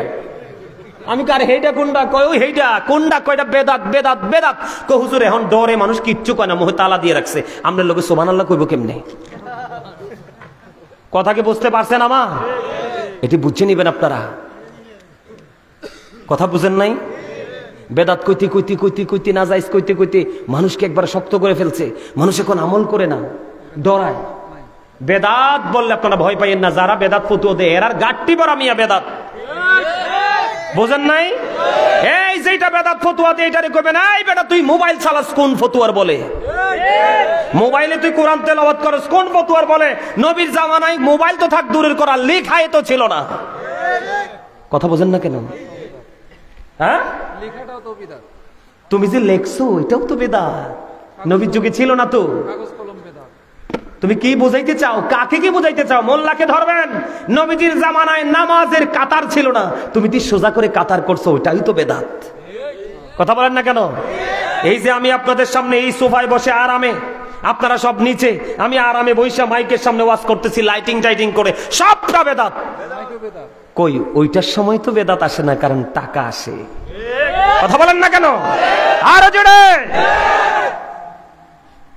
নোয়াখালীর এক ভদ্র মহিলা, কথা শোনেন, একটু শিক্ষা রাখেন দাদা ভাই। ভদ্র মহিলা চাইতেছে কি, বাড়িতে দাওয়াত দিয়ে মেহমান খাওয়াবে, ওনার স্বামী মারা গেছে। উনি নিজে যেটা ফোন দিয়ে আমাকে বললো আর কি, হুজুর তো ওই মৌলবীরে কইছি, হুজুর আমি একটু বাড়িতে খাওয়াবো, আপনি একটু দোয়া পড়ে আমার বাসায় এসে দোয়া পড়ে দিন, আমার স্বামী তো কবরে। গড়ে খাওয়াইয়া লাভ কি, এটা তো বেদাত। তো কি করবো হুজুর, তাইলে আমার যে মন চায় মানুষকে খাওয়াইতে, কয় আপনি আমার মাদ্রাসায় দিয়ে দেন। কোথায় দিয়ে দেন? কোথায়? মহিলা হয়েছে দুনিয়ার চালাক, নবীর সাচ্চা ওই নুসেবার মতো প্রেম তো নাই, একটু বলতে রেখে সাচ্চা প্রেমিক নবীর। হুজুর আমার ঘরে খাওয়ানো বেদাত, আপনার মাদ্রাসায় দেওয়া এটা কোন দাঁত? কয় আমার ঘরে মেহমান দাওয়াত দিয়ে খাওয়াই, এটা যদি হুজুর বেদাত হয়, তাহলে আপনার মাদ্রাসায় খাবার দাও এটা কেমনে জায়েজ হয়? ফতুয়া দিয়ে যান। এই যে ভাগছে মহিলার সীমানায় আজও না। কথা বোঝেন নাই? তুমি যে টং দোকানের মতো 3 তালা 4 তালা 5 তালার উপরে যে তুমি মাদ্রাসা দিছো, ওইটা তো নবীর যুগে ছিল না। মানুষকে মাদ্রাসার নাম দিয়ে টাকা কামাইতেছো, এটা তো নবীর যুগে ছিল না, এটাও তো বেদাত। কথা কয় না কেন? খতমে বুখারী কোন কিতাবে লেখা আছে? কথা কন না কেন? বুঝেন নাই? দান বাক্স দিয়ে দিয়ে টাকা তোলা, এটাও তো ছিল না নবীর জামানায়। এগুলা কোথায় পাইছো? এগুলোও তো বেদাত। আমার নবীর জামানায় যে টুপি পড়ছে, এই টুপি তো আপনার আমার কেউর মাথায় নাই। আর যে তারা বেশি ফতুয়াতে হেতারার মাথায় তার দলের টুপি ছাড়া আর কোনো টুপি নাই। ওই টুপি তো নবীর যুগে ছিল না, এখন টুপি দাও তো সুন্নত, তুমি যেটা মাথায় দিছো এটাও তো বেদাত। বাপরে বাপ, মসজিদে ফ্যান চলে হয় না, এসি লাগাইছে। কি লাগাইছে? কথা কন না কেন? কি লাগাইছে? এসি লাগাইছে। যাই মুয়াজ্জিন সাহেবকে কয়, মুয়াজ্জিন সাহেব ওপেন দা এসি। কেন? I am very tired. তাই? কয় হ্যাঁ। তো একটা দিছে, দুইটা দিছে, তিনটা দিছে। I am 50% relax, fully opening করে দাও। তখন যখন সবগুলো যখন ওপেনিং করে দিছে, পুরা তো ঠান্ডা হয়ে গেছে। I am very relax, 100% relax. আমার নবীর যুগে তো টাইস করা মসজিদই ছিল না, ফ্যান তো থাক দূরে, এসি তো থাক দূরে, এত মজায় নামাজ পড়ো, ওইটাও তো বেদাত। তো ওই সময় তোমার ফতুয়া কই থাকে? আই মিয়া কয়দিন আগে, কয়দিন আগে, ঈদের মনে 1 দিন না 2 দিন আগে ব্রাহ্মণবাড়িয়া কোয়াজে গেছি, বুঝছেন? আমার যে মাহফিল, আমার মাহফিলের পাশে যারা বেদাতি বলে ফতুয়া দেয়, ওরা সবটি ওই মাহফিলে। তো ওদের মাহফিল তো বুঝেন না, ঘন্টা টন্টা বাজাইয়া শেষ করে দিছে। এখন আমার মাহফিল, আমার আবার আলোচনার ধরন হলো কি, যত রাইতে লাগুক শ্রোতা যদি থাকে, বিষয়টাকে পুরোপুরি বুঝাইয়া তারপরে নামি। এটা আমার অভ্যাস। হুট করে কাউকে মাঠে ছেড়ে দিয়ে ওই কমার্শিয়াল ভাবে আমি চলে যাই না, এটা আমার অভ্যাস। তো এখন আমার তো দেরি, আমার তো আলোচনা চলতেছে তাদের প্রথম বার্ষিক মাহফিল। যারা বেদাত ফতুয়া দিছে, মনে আছে নি তো, সবটি আমার মাহফিল এসে হাজির। কিতারে এত বানা আইলো করতে, হুজুর বেদাতি সব আইয়া পড়ছে বিরিয়ানি খাইতে। তো আমরার মিলাদ না বেদাত, তাবারুক হালাল হয় কেমনে? কিরে কথা বলেন না কেন? আমরার বিদুরুদ, মিলাদ, জিকির এগুলো যদি বেদাত হয়, তাবারুকও তো বেদাত। এটা খাওয়া টেস্ট লাগে, এনার্জি আসে।